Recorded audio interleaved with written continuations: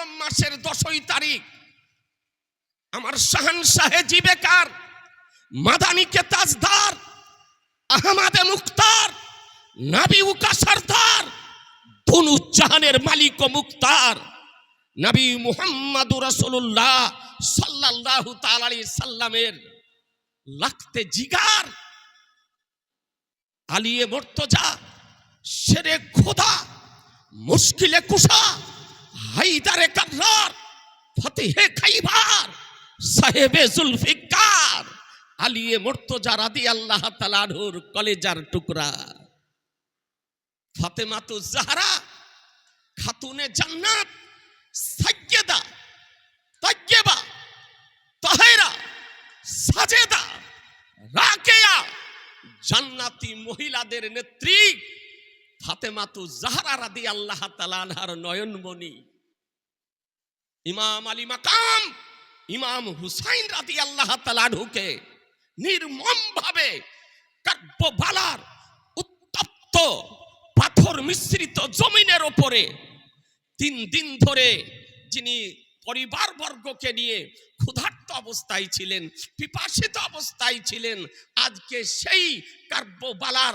সরজমিনে ফুরাত নদীর তীরে আজকে 10ই মুহররম শুক্রবারের দিন আইনে জুমার সময় স্বৈরাচারী ইয়াজিদের নেতৃত্বে তার মান্যকারীগণ শহীদ করেছিল এই মুহররম মাসের 10ই তারিখ। মুসলমান হাজির ও নাজির, ইলমে গায়েবের সংবাদদাতা, আলিমে মাকানা অমায়াকনের খবরদাতা, জীবিত নবী, হায়াতুন নবী, নূরের নবী, শাফাআতকারী নবী, রাহমাতুল্লিল আলামিন নবী মনে করে একবার মোহব্বত সহকারে উচ্চ স্বরে ভক্তি ভরে প্রাণ খুলে সুমধুর কণ্ঠে এই পবিত্র মাহফিলে সমবেতভাবে একবার দারুদ শরীফের নজরানা পেশ করুন। আল্লাহুম্মা সাল্লি মাওলানা মুহাম্মদ আলা আলি সাইয়্যিদিনা মাওলানা মুহাম্মদ সাল্লি আলা মুহাম্মাদিন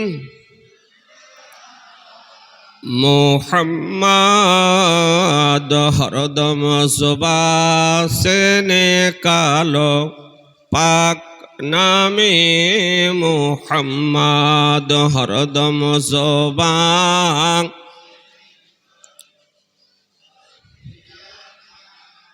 সাল্লাল্লাহু তাআলা আলাইহি ওয়াসাল্লাম। আজিজানে মোহতারাম, এ মহতে পবিত্র অনুষ্ঠান প্রতি বছরের ন্যায় এবছরও অনুষ্ঠিত হয়েছে। দীর্ঘ সময় ধরে আপনারা স্থানীয় বহিরাগত আমন্ত্রিত ওলামায়ে কেরামগণের আলোচনা নিষ্ঠার সঙ্গে শ্রবণ করছেন,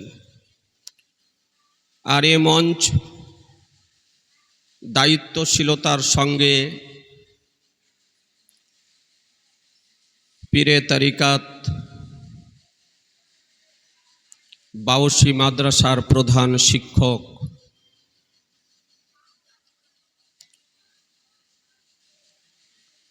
হযরত মাওলানা মোহাম্মদ মরজেমান আলী চিশতি মাদ্দাজিল্লাহুল আলী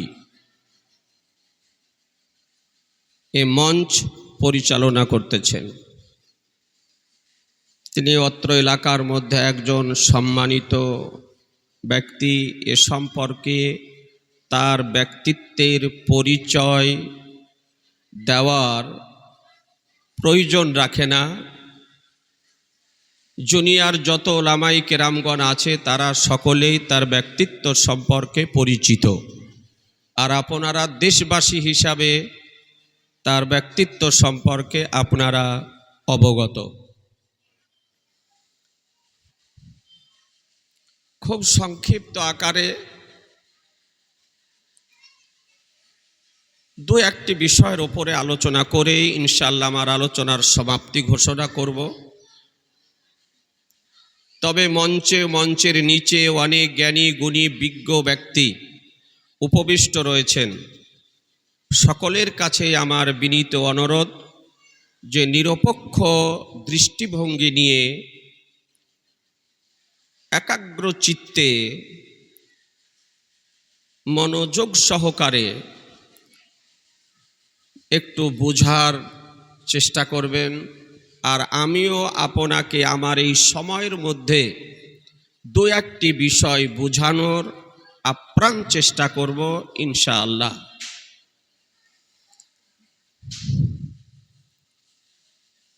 1448 হিজরির এ প্রথম মাস, যে মাসটির নাম হচ্ছে মুহররমুল হারাম, আল্লাহ তাআলা আমাদেরকে যে 12টি মাস দান করেছেন, এই 12টি মাসের মধ্যে যে বিশেষ কয়েকটি মাস প্রদান করেছেন, তার মধ্যে একটি বিশেষ মাস, যে মাসটির নাম মুহররমুল হারাম, মুহররম মাস। একটি ঐতিহাসিক মাস, একটি স্মরণীয় মাস। মহান রব্বুল আলামিন এই পৃথিবীতে 10 জন আম্বিয়াই কেরাম আলাইহিমুস সালামকে বিশেষ ফজিলত এবং কারামাতে ভূষিত করেছেন, সম্মানে, এই মুহররমুল হারাম মাসে। যার জন্য আল্লামা বদরুদ্দিন আইনি রাহমাতুল্লাহ আলাইহি বলেন যে এই মাসের 10 তারিখে আশুরা বলা হয়, আশির অথবা আশুরা। এই মুহররম মাসের আজকের যে রাত্রিটি, এটা হচ্ছে মুহররম মাসের 10 তারিখের রাত্রি। আগামীকাল দিন হবে 10 তারিখ।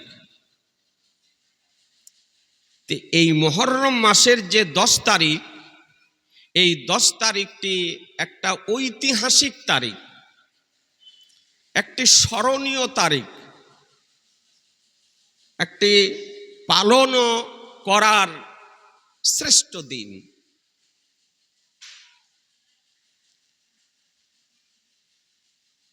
প্রতি বছর মুহররম আমাদের পালিত হয়। যুগ যুগ ধরে আমরা ওয়াজ নসিহত শুনে আসছি যে এই মুহররম মাসের 10ই তারিখ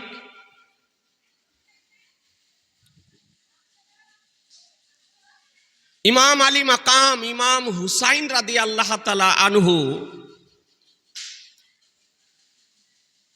ফুরাত নদীর তীরে কারবালা নামক স্থানে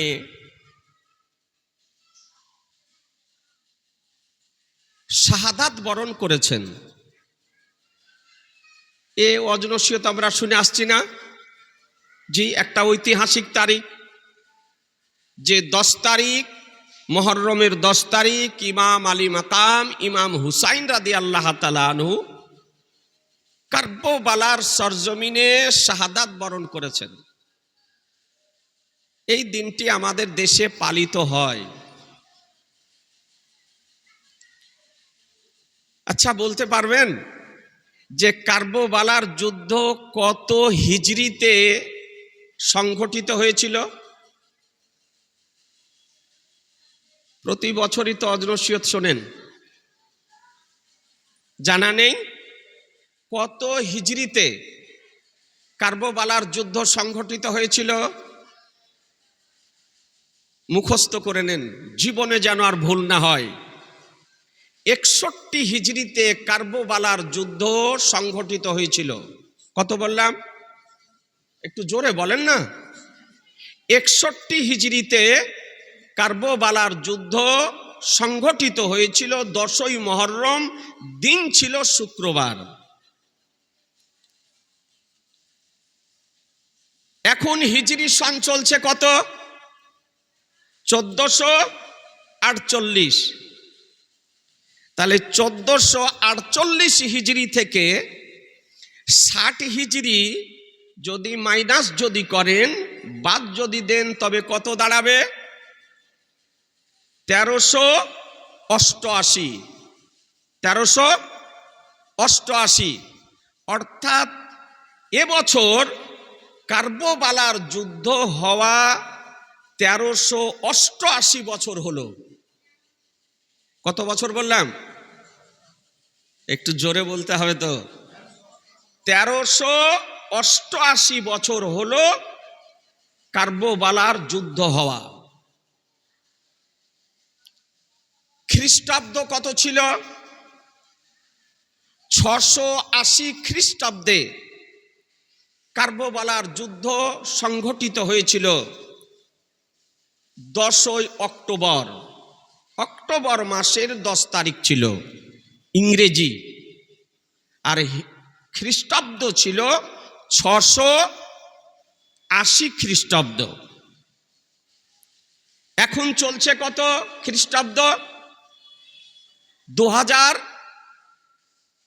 কথা না বললে ভালো লাগে, 2026। তাহলে 2026 থেকে 679 খ্রিস্টাব্দকে বাদ দেন,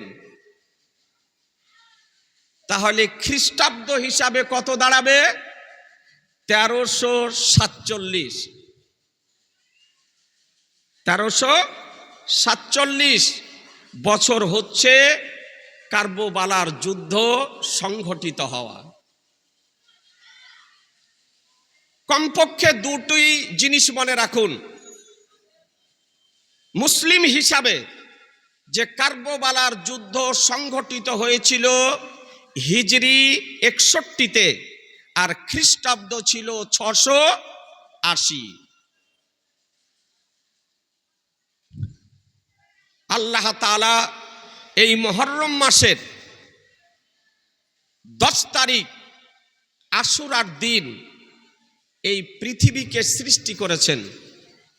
আল্লামা আব্দুর রহমান সাফুরি রহমাতুল্লাহ আলাই তার বিখ্যাত কিতাবটির নাম নুজহাতুল মাজালিস, 2 খণ্ডে বিভক্ত। তার মধ্যে তিনি বর্ণনা করেন এ মুহররম সম্পর্কে আলোচনা করতে গিয়ে, যে জমিন আসমান আল্লাহ তাআলা সৃষ্টি করেছেন মুহররম মাসের 10ই তারিখ। পাহাড় পর্বত নদ নদী সৃষ্টি করেছেন মুহররম মাসের 10ই তারিখ। আর এই পৃথিবী ধ্বংস হবে, প্রলয় হবে, কিয়ামত সংঘটিত হবে এই মুহররম মাসের 10ই তারিখ। হযরত আদম আলাইহিস সালামকে তৈরি করেছেন আল্লাহ মুহররম মাসের 10ই তারিখ। জান্নাত থেকে পৃথিবীতে এসেছেন মুহররম মাসের 10ই তারিখ। দীর্ঘদিন ক্রন্দন করার পর আদম আলাইহিস সালামের তওবাকে আল্লাহ তাআলা কবুল করেছিলেন মুহররম মাসের 10ই তারিখ। আল্লাহ তাআলা হযরত আদম আলাইহিস সালামকে জান্নাত থেকে এই ভারতবর্ষে প্রেরণ করেন, আর মা হাওয়া রাদিয়াল্লাহু তাআলা আনহাকে আরবে প্রেরণ করেন। হযরত মা হাওয়া রাদিয়াল্লাহু তাআলা আনহা আদম আলাইহিস সালামকে খুঁজতেছিলেন, আর হযরত আদম আলাইহিস সালাম মা হাওয়া রাদিয়াল্লাহু তাআলা আনহাকে খুঁজতেছিলেন। দীর্ঘদিন পর জাবালে রহমত, যে আরফাতের ময়দানে অবস্থিত এই যে মিলন স্থল, সাক্ষাতের স্থল, যেই দিন সাক্ষাৎ হয়েছিল সেই দিনে ছিল মুহররম মাসের 10ই তারিখ। হযরত মুসা আলাইহিস সালাম ফেরাউনের আক্রমণ থেকে বনি ইসরাইল সম্প্রদায়ের মান্যকারীদেরকে নিয়ে যে নদী অতিক্রম করেছিলেন এবং মুক্ত হয়েছিলেন, সেই দিন ছিল মুহররম মাসের 10ই তারিখ। এবং ফেরাউন যে নীলনদে ডুবে মারা গিয়েছিল, এই দিনটি ছিল মুহররম মাসের 10 তারিখ। হযরত ইব্রাহিম আলাইহিস সালাম কে হত্যার মানসে স্বৈরাচারী নমরুদ যে আগুনের কুণ্ড তৈরি করেছিল, যে আগুনের শিখা মনে হতেছিল আকাশমণ্ডলীকে স্পর্শ করে নেবে, এই জ্বলন্ত আগুনের মধ্যে শরীর হতে পোশাক খুলে নিয়ে যে ইব্রাহিম আলাইহিস সালামকে জ্বলন্ত আগুনের মধ্যে নিক্ষেপ করা হয়েছিল, দীর্ঘ সময় অবস্থান করে তিনি জ্বলন্ত আগুন থেকে সুস্থ অবস্থায় বেরিয়ে এসেছিলেন। এ ছিল মুহররম মাসের 10 তারিখ। হযরত ইউনূস আলাইহিস সালাম দাজলা নদীর, টাইগ্রিস নদীর তলদেশে মাছের পেটে 40 দিন অবস্থান করে সুস্থ অবস্থায় পৃথিবীতে এসেছিলেন মুহররম মাসের 10 তারিখ। হযরত নূহ আলাইহিস সালামের সময়কালে যে মহাপ্লাবন হয়েছিল, 40 দিন ধরে বৃষ্টি হয়েছিল, তার মান্যকারীদেরকে নিয়ে নৌকাতে আরোহণ করেছিলেন। 6 মাস ধরে নৌকা পানির ওপরে ভাসমান অবস্থায় ছিল। 6 মাস পর জুদি পাহাড়ে নূহ আলাইহিস সালামের নৌকা লেগেছিল, সেই দিন ছিল মুহররম মাসের 10 তারিখ। হযরত সুলাইমান আলাইহিস সালামকে যে বাদশাহতি দান করা হয়েছিল, এ মুহররম মাসের 10 তারিখ হযরত দাউদ আলাইহিস সালামের তওবাকে আল্লাহ কবুল করেছিলেন। এ মুহররম মাসের 10 তারিখ হযরত ইদ্রিস আলাইহিস সালাম কে রব্বুল আলামিন জান্নাত ভ্রমণের উদ্দেশ্যে আকাশে উঠিয়েছিলেন। এই তারিখ ছিল মুহররম মাসের 10 তারিখ।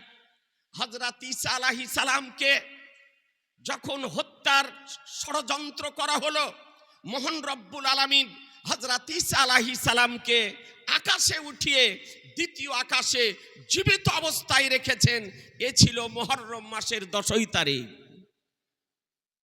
আজিজানে মোহতারাম, আর এই মুহররম মাসের 10 তারিখ আমার শাহনশাহে জিবেকার, মাদানিকে তাজদার, আহমদে মুখতার, নবী উকা সরদার, দুনু জাহানের মালিক ও মুখতার নবী মুহাম্মদুর রাসূলুল্লাহ সাল্লাল্লাহু তাআলা আলাইহি সাল্লামের লাখতে জিগার,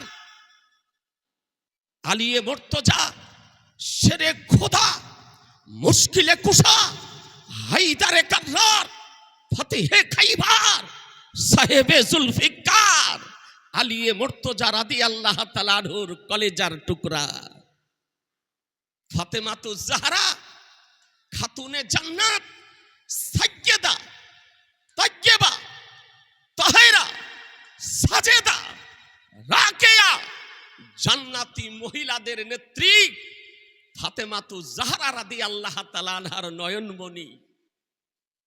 ইমাম আলী মাকাম ইমাম হুসাইন রাদিয়াল্লাহু তাআলা আনহুকে নির্মমভাবে কার্বলার উত্তপ্ত পাথর মিশ্রিত জমিনের ওপরে 3 দিন ধরে যিনি পরিবারবর্গকে নিয়ে ক্ষুধার্ত অবস্থায় ছিলেন, পিপাসিত অবস্থায় ছিলেন, আজকে সেই কার্বলার সরজমিনে ফুরাত নদীর তীরে আজকে 10ই মুহররম শুক্রবারের দিন আইনে জুমার সময় স্বৈরাচারী ইয়াজিদের নেতৃত্বে তার মান্যকারীগণ শহীদ করেছিল এই মুহররম মাসের 10ই তারিখ। মুসলমান, একটা ঐতিহাসিক তারিখ।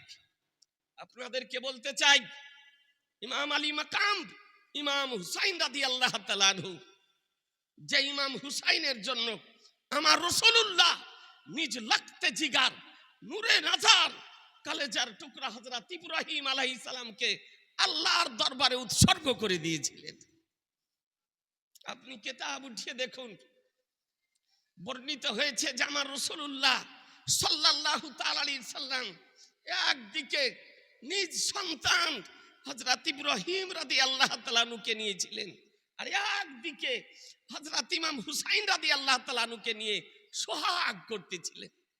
একবার ইমাম হুসাইনকে সোহাগ করতেছেন, একবার নিজ লখতে জিগারকে সোহাগ করতেছেন।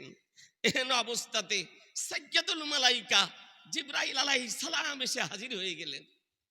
বলে, ইয়া রাসূলুল্লাহ, এই দুই সন্তানের মধ্যে একজন সন্তানকে আল্লাহ চান, এটা আপনার ইচ্ছার উপরে নির্ভর করতেছে।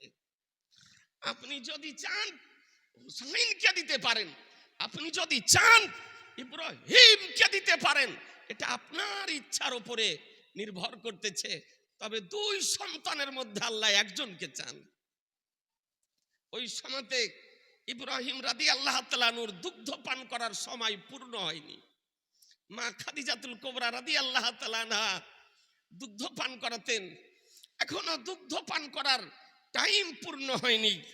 আমার রাসূলুল্লাহ চিন্তা করে দেখলেন যে যদি ইব্রাহিমকে যদি উৎসর্গ যদি করে দেই তবে আমি সহ্য করতে পারবো, খাদিজাতুল কুবরা সহ্য করতে পারবে, কিন্তু হুসাইনকে উৎসর্গ করা যাবে না। হুসাইনকে যদি উৎসর্গ করে দিই, আজকে খাতুনে জান্নাত কষ্ট পাবে, শেরে খোদা কষ্ট পাবে, আমারও কষ্ট হবে, খাদিজাতুল কুবরারও কষ্ট হবে। আর ওই অবস্থাতে আমার রাসূলুল্লাহ নবুয়তের দৃষ্টিতে কারবালার জমিনকে দেখতেছিলেন। মুসলমান কারবালার জমিনকে দেখতেছিলেন, কারণ ইমাম হুসাইনের জন্ম 4 হিজরিতে। জন্মের পরই আমার রাসূলুল্লাহ জানতেন যে আমার ইন্তিকালের পর কারবালার উত্তপ্ত পাথর মিশ্রিত জমিনে ইয়াজিদের নেতৃত্বে আজকে ইমাম আলী মাকাম ইমাম হুসাইনকে শহীদ করা হবে। এটা আমার পয়গম্বর জানতেন। আমার রাসূলুল্লাহ সাল্লাল্লাহু তাআলা আলাইহি ওয়াসাল্লাম আজকে নিজ সন্তানকে আল্লাহর দরবারে উৎসর্গ করে দিয়েছিলেন।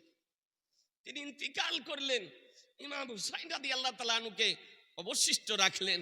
মা খাদিজাতুল কুবরা রাদিয়াল্লাহু তাআলা আনহা খুব কেঁদেছিলেন। কলিজা বিগলিত হয়ে মা খাদিজাতুল কুবরার চোখ দিয়ে নীরবে অশ্রু প্রবাহিত হতো। আমার রাসূলুল্লাহ সাল্লাল্লাহু তাআলা আলাইহি সাল্লাম বলেন, খাদিজা কেঁদো না, কান্না বন্ধ করে দাও। বলে, দেখুন আমার লখতে জিগার এখনো দুগ্ধ পান করার টাইমটা পূর্ণ হয়নি। বলে, খাদিজা জান্নাতে গিয়ে ইব্রাহিমকে দুগ্ধ পান করার টাইমটা তুমি পূর্ণ করে নিও জান্নাতুল ফেরদাউসে গিয়ে। আজি জানে মুহতারাম, বউ হুসাইন। কে হুসাইন? যে হুসাইনের জন্য আমার রাসূলুল্লাহ নামাজ অবস্থাতে নামাজের সাজদাকে দীর্ঘ করে দিয়েছেন, নামাজকে দীর্ঘ করে দিয়েছেন। আপনারা আমরা জানি আদারান ইসলাম, নবী আমার নামাজ অবস্থায় আছেন, সাজদা অবস্থায় আছেন। ইমাম হুসাইন রাদিয়াল্লাহু তাআলা আনহু গিয়ে আমার রাসূলুল্লাহর পবিত্র পিঠ মুবারকে আপনার বসে গিয়েছে। আমার নবী চিন্তা করছেন যে আমি যদি এখন সাজদা থেকে মস্তকটা উঠাই তো হুসাইন পড়ে যাবে, হুসাইন পড়ে যাবে। তো আমার রাসূলুল্লাহ সাল্লাল্লাহু আলাইহি সাল্লাম নামাজের সাজদাকে দীর্ঘ করে দিলেন, লম্বা করে দিলেন। নবী চিন্তা করছেন হুসাইন কখন নামবে পিঠ থেকে আর আমি মস্তককে সাজদা থেকে উঠাবো। দেখুন ব্রাদারান ইসলাম, আজকে নবী আমার এদিকে তাসবিহ পাঠ করতেছেন, সুবহানা রাব্বিয়াল আলা পাঠ করতেছেন, আর ইমাম হুসাইনের চিন্তা করতেছেন যে হুসাইন কখন পিঠ থেকে নামবে। ব্রাদারান ইসলাম, আজকে আপনাদেরকে বলতে নামাজ শেষ হলো, নামাজ শেষ হওয়ার পর সাহাবাই কিরামগণ আবেদন করেন, ইয়া রাসূলুল্লাহ এত এই সিজদাটাকে আপনি লম্বা কেন করলেন, কারণটা কি? ওহী অবতীর্ণ হতেছিল? বলে না, ওহী অবতীর্ণ হয়নি। ওই সাজদা অবস্থাতে ইমাম আলী মাকাম ইমাম হুসাইন আমার পিঠ মোবারকে উপবিষ্ট ছিল, এই জন্য আমি সাজদা থেকে মস্তক উঠাইনি। যে উঠাতে গেলে হয়তো পড়ে যাবে, কষ্ট পাবে। আজিজানে মুহতারাম, আপনাদেরকে বলি, তা আমার নবী নামাজে ইমাম হুসাইনের চিন্তা করতেছেন, আর এদিকে আল্লাহর তাসবিহ পাঠ করতেছেন, সুবহানা রাব্বিয়াল আলা, সুবহানা রাব্বিয়াল আলা, সুবহানা রাব্বিয়াল আলা। এ ব্রাদারান ইসলাম, আজকে আপনাদেরকে বলতে চাই, যদি নবী আল্লাহর ইবাদতে তাসবিহ পাঠ করা অবস্থায় হুসাইনের চিন্তা করে নামাজ যদি পড়েন, তো এই নামাজটা পড়েছিলেন, নবীর নামাজ হয়েছিল হয়নি? জোরে বলতে হবে যে হয়েছিল। তা আজ আমরা যদি নাবির মহব্বতে, নাবির ইয়াদে, নাবির স্মরণে, নাবির ধ্যানে, নবীর মহব্বতে, নাবির খেয়ালে যদি নামাজ যদি পড়ি, তবে নামাজ হবে না? হবে না? জি হবে। জি হ্যাঁ, এ বেরাদারান ইসলাম। কিন্তু কেমনও দল বেরিয়েছে, এমনও সম্প্রদায় বেরিয়েছে, আজকে নতুনত্ব নামে, নতুনত্ব দলে বর্তমান সময়ে আজকে আত্মপ্রকাশ করেছে। যে আজকে কোনো ভাই যদি থাকেন, রাগ করিয়েন না, এই যে দেওবন্দি ওয়াহাবি নাম শুনেছেন না? এই দেওবন্দি ওয়াহাবি সম্প্রদায়ের কেন্দ্রীয় নেতা, ভারতীয় নেতা, এই দলগুলির জন্মদাতা, ওর নাম হলো ইসমাইল দেহলভি। এই ব্যক্তির একটি কেতাবটির নাম সিরাতে মুস্তাকিম। কেতাবটির মধ্যে লিখতেছে যে নামাজে নবীর খেয়াল অপেক্ষা গরু গাধার খেয়াল ভালো। নাউজুবিল্লাহ বলেন, একটু জোরে বলেন না। অর্থাৎ নামাজে গরুর খেয়াল যদি চলে আসে, নামাজের ক্ষতি হবে না। গাধার খেয়াল চলে আসে, নামাজের ক্ষতি হবে না। আপনার বাড়িতে কোনো পশু আছে, তার খেয়াল যদি চলে আসে, বলছে নামাজের ক্ষতি হবে না, কিন্তু নাবির খেয়াল আসলে নামাজ হবে না। নাউজুবিল্লাহ। বলে নাবির খেয়াল আসলে নামাজ হবে না। তাহলে পার্থক্যটা বুঝতে পারছেন? আমাদের আকীদা, আমাদের বিশ্বাস যে আপনার নামাজ অতক্ষণ পর্যন্ত পূর্ণ হবে না যতক্ষণ পর্যন্ত নাবির ধ্যানে, নাবির স্মরণে, নাবির ইয়াদে আপনি নামাজ না পড়তে পারবেন। জি, নামাজ তখনই আপনার পূর্ণ হবে যখন আপনার নিজ নামাজে নিজের বডিকে নবীর নামের আকৃতি বানিয়ে নিতে পারবেন। আপনি উঠিয়ে দেখুন, আল্লামা ইমাম গাজালি রাহমাতুল্লাহ আলাইহি মিনহাজুল আবেদিন নামক কিতাবের মধ্যে তিনি নামাজের সূক্ষ্ম বিষয়গুলি বর্ণনা করতে গিয়ে তিনি বলেছেন, যিনি একজন ইসলামিক দার্শনিক, ইসলামিক সাহিত্যিক, ইসলামিক বৈজ্ঞানিক, আধ্যাত্মিক জগতের ঊর্ধ্ব স্তরের আল্লাহর ওলি, নবী প্রেমিকের নাম হলো ইমাম গাজালি রাহমাতুল্লাহ আলাইহি। তিনি লিখতেছেন যে নামাজে যখন দাঁড়াবে, তো তুমি মনে করো, যখন কিয়াম করবে, তো মনে করো যে আমি আহমাদের আলিফ দাঁড়িয়ে আছি। কি দাঁড়িয়ে আছি? জোরে বলেন না। আহমাদের নবীর নাম যে আহমদ, এ আহমাদের আলিফ দাঁড়িয়ে আছি। রুকুতে যখন যাবে, তো মনে করো আমি আহমাদের হা হয়ে আছি। যখন সাজদাতে যাবে, তো মনে করো আহমাদের মিম হয়ে আছি। যখন কাইদাতে বসবে, তো মনে করো আহমাদের দাল হয়ে আছি। অর্থাৎ নামাজে নবীর নামের আকৃতি বানিয়ে নিয়ে নামাজ যদি পড়ো, কসম খোদার, ও নামাজ নামাজ হিসাবে গ্রহণ হবে। ও নামাজ নামাজ হিসাবে গৃহীত হবে। এ বেরাদারান ইসলাম, এটা আহলুস সুন্নাত ওয়াল জামাতের আকীদা, সুন্নি মুসলমানদের আকীদা, পীর ওলি আউলিয়া বুজুর্গানে দিনদেরকে মান্যকারীদের আকীদা, হানাফি, শাফি, মালিকি, হাম্বলি চার মাযহাব মান্যকারীদের আকীদা। আর ওই দেওবন্দি ওয়াহাবি হাত ঝাড়ুয়াদের আকীদা যে নবীর খেয়াল নামাজে আসলে নামাজ হবে না। তো যে বলতে পারে নবীর খেয়াল আসলে নামাজ হবে না, গরুর খেয়াল অপেক্ষা নিকৃষ্ট, ওই দলে যাওয়া চলবে? সমর্থন করা যাবে? ওদের পিছনে নামাজ পড়া চলবে? জি চলবে না। এ বেরাদার, আপনাকে বলতে চাই, হাদিস শরীফে উঠিয়ে দেখুন, আল্লাহর নবী বলেন, সাল্লু কামা রাআইতুমুনি উসাল্লি, তোমরা নামাজ পড়ো যেমন ভাবে আমাকে নামাজ পড়তে দেখছো। সুবহানাল্লাহ বলেন, একবার জোরে বলতে হবে। আল্লাহর নবী বলছেন নামাজ ফরজ আল্লাহর জন্য, কিন্তু নবী বলছেন আমাকে যেভাবে নামাজ পড়তে দেখছো, এইভাবে নামাজ পড়ো। তাহলে হাদিস থেকে বোঝা কি গেল যে আপনি কিয়াম কেমন করে করবেন, নবী যেমন করে করেছেন, কেরাত কেমন করে করবেন, নবী যেমন করে করেছেন, রুকু কেমন করে করবেন, নবী যেমন করে করেছেন, হাত কেমন করে উঠাবেন, নবী যেমন করে উঠিয়েছেন, তাসবিহ কেমন করে পড়বেন, নবী যেমন করে পড়েছেন, কায়দা কেমন করে করবেন, নবী যেমন করে করেছেন, সাজদা কেমন করে করবেন, নবী যেমন করে করেছেন, সাজদার তাসবিহ কেমন করে পড়বেন, নবী যেমন করে পড়িয়েছেন, সালাম কেমন করে ফিরাবেন, নবী যেমন করে ফিরিয়েছেন। তাহলে বোঝা গেল যে নবীর স্মরণেরই নাম হলো নামাজ, নবীর ইয়াদেরই নাম হলো নামাজ। কিয়াম যখন করবেন নবীর স্মরণ আসবে, কেরাত যখন করবেন নবীর স্মরণ আসবে, তাসবিহ যখন পড়বেন নবীর স্মরণ আসবে, আপনি রুকু যখন করবেন নবীর স্মরণ আসবে, আপনি কায়দা যখন করবেন নবীর স্মরণ আসবে, সাজদা যখন করবেন নবীর স্মরণ আসবে, সাজদার তাসবিহ পড়বেন নবীর স্মরণ আসবে, সালাম ফিরাবেন নবীর স্মরণ আসবে। এ বেরাদারান ইসলাম, আপনাদেরকে বলতে চাই, ও ইমাম হুসাইন, যে ইমাম আলী মাকাম ইমাম হুসাইন রাদিয়াল্লাহু তাআলা আনহুর জন্য আহা আমার রাসূলুল্লাহ সাল্লাল্লাহু তাআলা আলাইহি সাল্লাম মিম্বারে শুক্রবারের দিন মিম্বারে দাঁড়িয়ে খুতবা পাঠ করা বন্ধ করে দিয়ে যাকে উঠিয়ে কলিজাতে লাগিয়েছিলেন।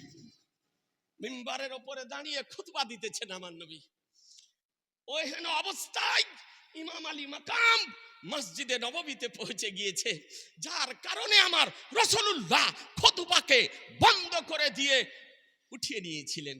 এ বেরাদারান ইসলাম, আপনাদেরকে বলতে চাই, তারই নাম হলো ইমাম আলী মাকাম ইমাম হুসাইন রাদিয়াল্লাহু তাআলা আনহু। এ বেরাদারান ইসলাম, আপনি কিতাব উঠিয়ে দেখুন, আল্লামা নাসাফি রাহমাতুল্লাহ আলাইহি তিনি বর্ণনা করতেছেন, আরো রাইটারগণ নিজ নিজ গ্রন্থে বর্ণনা করেছেন যে আমার নবী পাক সাহেবে লাউলাক সাল্লাল্লাহু তাআলা আলাইহি ওয়াসাল্লাম বসে আছেন, নবী আমার বসে আছেন। আল্লামা জালালউদ্দিন আমজাদি রাহমাতুল্লাহ আলাইহি তিনিও বর্ণনা দিতেছেন যে একদা আমার নবী বসে আছেন।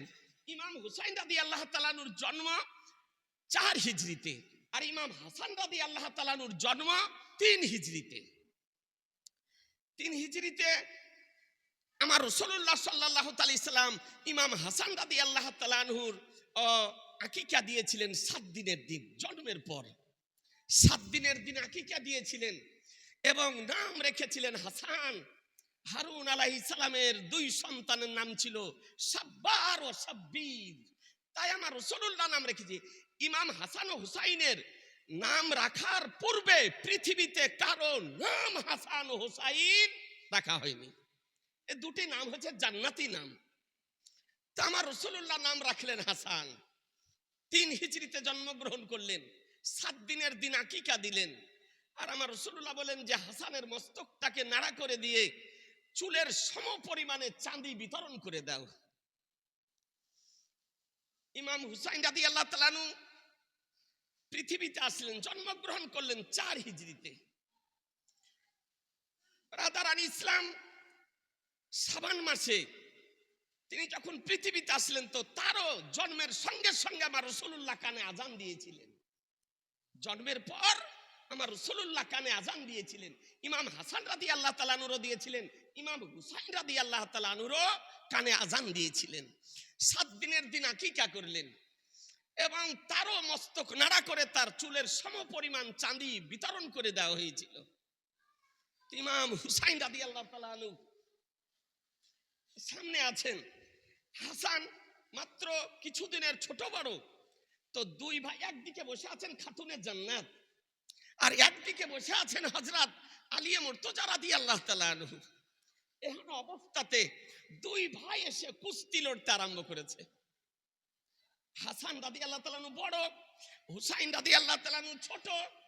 তো 2 ভাইয়ে কুস্তি লড়াই আরম্ভ করেছেন। ছোট্ট অবস্থা, আর তাদের 2 জনের কুস্তি লড়াই আমার রাসূলুল্লাহ মুচকি হেসে দেখতেছেন। নবী আমার জীবনে কোনোদিন খিলখিল করে হাসেননি, কাহা কাহা করে হাসেননি, আওয়াজ করে হাসেননি। নবীর এটা বিশেষত্ব যে নবী মুস্তাফা 63 বছরের জাগতিক জীবনে কোনোদিন জীবনে তিনি খিলখিল করে হাসেননি। তিনি যখন হাসতেন মুচকি, অর্থাৎ মুচকি হাসি, তাবাসসুম, এই দুই হুট মোবারক একটু সরে যেত, সামনেকার পবিত্র দাঁতের একটু ঝলক বের হতো মুসলমান। তো আমার নবী মুচকি হাসছেন আর হাসান ও হুসাইনের আপনার কুস্তি লড়াই দেখছেন। একদিকে খাতুনে জান্নাতও দেখতেছেন, এদিকে আলিয়ে মুর্তজার শেরে খোদাও দেখতেছেন, তাদের কুস্তি লড়াই দেখতেছেন অল্প বয়সে। এ বেরাদারান ইসলাম, বেশ কিছুক্ষণ পর আমার রাসূলুল্লাহ সাল্লাল্লাহু তাআলা আলাইহি সাল্লাম বলছেন, হাসান হুসাইনকে ধরো। সুবহানাল্লাহ বলেন, একটু জোরে বলেন না। বড় কে? দুই ভাইয়ের মধ্যে বড় কে? ইমাম হাসান রাদিয়াল্লাহু তাআলা আনহু। ছোট কে? ইমাম হুসাইন রাদিয়াল্লাহু তাআলা আনহু। আর আমার রাসূলুল্লাহ সাল্লাল্লাহু আলাইহি সাল্লাম উৎসাহিত করতেছেন, মানসিক ভাবে উৎসাহিত করতেছেন কাকে? ইমাম হাসান রাদিয়াল্লাহু তাআলা আনহু। বড় কে? বলছেন হাসান হুসাইনকে ধরো। আচ্ছা বলেন, যদি উৎসাহিত করতে হয় তো ছোটকে করা দরকার নাকি? কিন্তু নবী আমার বড়কে উৎসাহিত করতেছেন। মায়ের কলিজা খাতুনে জান্নাত রাদিয়াল্লাহু তাআলা আনহা সহ্য করতে না পেরে বলতেন, ইয়া রাসূলুল্লাহ, আমার হাসান হলো বড় আর হুসাইন হলো আমার ছোট, তো হুসাইনকে আপনি মানসিকভাবে উৎসাহিত না করে আমার হাসানকে করতেছেন। বলে, এ ফাতেমাতুজ জাহরা, ফাতেমা শোনো, তোমার দুই সন্তানের কুস্তি লড়াই দেখতে সাইয়্যিদুল মালায়েকা জিবরাইল আলাইহিস সালাম এসেছে। একটু জোরে বলেন না। বলে জিবরাইল আলাইহিস সালাম এসেছেন কুস্তি লড়াই দেখতে। আরে জিবরাইল আলাইহিস সালাম এসে বারবার বলতেছে, হুসাইন ধরো, হুসাইন ধরো, হুসাইন ধরো। তাই এ ফাতেমা, একবার হাসানের পক্ষ থেকে আমি বলেছি, হাসান হুসাইনকে ধরো। এ বেরাদারান ইসলাম, ও হুসাইন, যে হুসাইনের কুস্তি লড়াই আমার রাসূলুল্লাহ দেখতেছে, যে ইমাম হুসাইনের কুস্তি লড়াই খাতুনে জান্নাত দেখতেছে, যে ইমাম হুসাইনের কুস্তি লড়াই শেরে খোদা দেখতেছে, যে হুসাইনের কুস্তি লড়াই সাইয়্যিদুল মালায়েকা জিবরাইল আলাইহিস সালাম দেখতেছেন। মুসলমান, কারবালার ট্রেনিং চলতেছিল, কারবালার ট্রেনিং চলতেছিল। একদিকে হবে 22,000 সৈন্যের তরবারি, আর একদিকে হবে ইমাম আলী মাকাম ইমাম হুসাইনের তরবারি। ব্রাদারান ইসলাম, তারই ট্রেনিং চলতেছিল, আজকে কুস্তি লড়াই চলতেছিল। এ হচ্ছে ইমাম আলী মাকাম ইমাম হুসাইন। কার নাম? যে ইমাম হুসাইনকে নবী কোনদিন চাননি কষ্ট দিতে, খাতুনে জান্নাত চাননি কষ্ট দিতে, আলিয়ে মুর্তজা চাননি কষ্ট দিতে, সেই ইমাম হুসাইনকে নির্মম ভাবে আজকে ফুরাত নদীর পানি বন্ধ করে দেওয়া হয়েছিল। আপনারা জানেন, এ বেরাদারান ইসলাম, প্রতি বছরই অজনসিয়ত শোনেন, ও ফুরাত নদী, ইউফ্রেটিক্স নদী, যে ফুরাত নদী কারবালাতে অবস্থিত, ফুরাত নদীর পানি আজকে গালে পান করতে পাবে, ফুরাত নদীর পানি কুকুরে পান করতে পাবে, ফুরাত নদীর পানি আজকে বাঘে পান করতে পাবে, ফুরাত নদীর পানি জীবজন্তুতে পান করতে পাবে, ফুরাত নদীর পানি সিমার জিলজাউসান পান করতে পাবে, ফুরাত নদীর পানি জিয়াদ পান করতে পাবে, ফুরাত নদীর পানি 22,000 সৈন্য পান করতে পাবে। ফুরাত নদীর পানি বন্ধ, তো আজকে ইমাম আলী মাকামের জন্য বন্ধ, ফুরাত নদীর পানি বন্ধ, আলী আসগারের জন্য বন্ধ, ফুরাত নদীর পানি বন্ধ, 7 বছরের সাকিনার জন্য বন্ধ, ফুরাত নদীর পানি বন্ধ, আলী আকবরের জন্য বন্ধ, ফুরাত নদীর পানি বন্ধ, আজকে আলী আকবরের জন্য বন্ধ, ফুরাত নদীর পানি বন্ধ, আব্বাসের জন্য বন্ধ, ফুরাত নদীর পানি বন্ধ, জাইনুল আবেদিনের জন্য বন্ধ, ফুরাত নদীর পানি বন্ধ, সাকিনার জন্য বন্ধ, ফুরাত নদীর পানি বন্ধ, শাহর বানুর জন্য বন্ধ, ফুরাত নদীর পানি বন্ধ, আলে নবীর জন্য বন্ধ, ফুরাত নবীর পানি বন্ধ, আওলাদে নবীর জন্য বন্ধ। মুসলিম, আজকে তার জন্য পানি বন্ধ। আমার ইমাম আলী মাকাম কারবালা কারামাত দেখাতে যাননি, তিনি গিয়েছিলেন ইসলামকে রক্ষা করতে, তিনি গিয়েছিলেন ইসলামকে রক্ষা করতে। কোরআনকে রক্ষা করতে, ধর্মকে রক্ষা করতে যদি তিনি কারামাত দেখাবো মনে করতেন, এটা আমাদের আকীদা, সুন্নি জামাতের আকীদার কথা বলছি,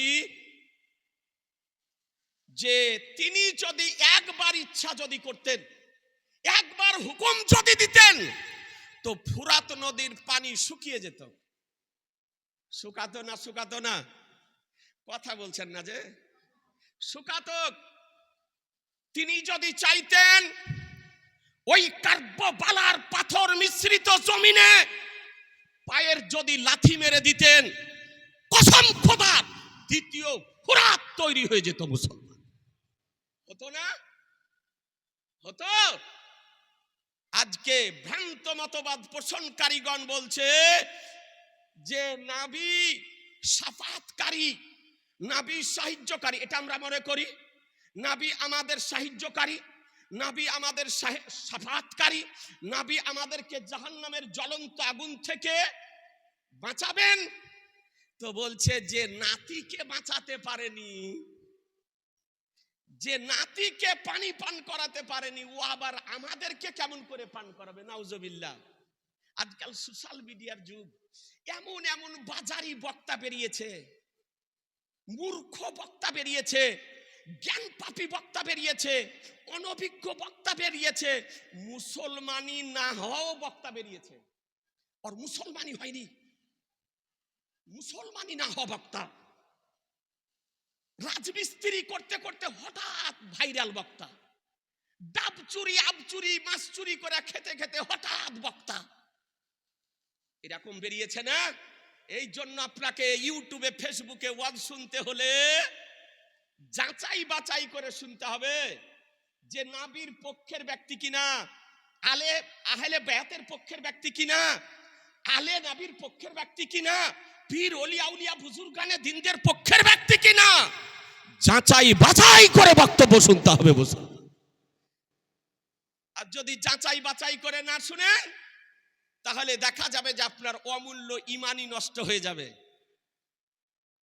খুব সংক্ষিপ্ত আকারে বলি, যে প্রশ্ন কার্ববালাতে উত্থাপিত হলো, ভ্রান্ত মতবাদ পোষণকারীগণ উত্থাপন করতেছে, সেই প্রশ্নের জবাব একজন আলে নবী, আওলাদে নবী, সাইয়্যিদজাদা আমার ইমাম আলী মাকাম ইমাম হুসাইন রাদিয়াল্লাহু তাআলা নূর বংশধর খাজা গরিবে নওয়াজ, জোরে জোরে, খাজা গরিবে নওয়াজ, সুলতানুল হিন্দ মাইনুল হক উদ্দিন আজমিরি ও সানজারি রহমাতুল্লাহ আলাইহি ভারতবর্ষের আজমির শরীফ থেকে দিলেন। জি, ভারতবর্ষের আজমির শরীফ থেকে দিলেন। ইমাম আলী মাকামের জন্য, আলে নবীর জন্য পানি বন্ধ হয়েছিল, কার্ববালার ফুরাত নদীর পানি, প্রহরী মুতাইন করা হয়েছিল। আর এই ভারতের আজমির শরীফে এই আলে নবীর জন্য, এই আওলাদে নবীর জন্য, এই সাইয়্যিদজাদার জন্য, হাসানি হুসাইনি সাইয়্যিদের জন্য আনা সাগরের পানি বন্ধ করা হয়েছিল। বুঝছেন না?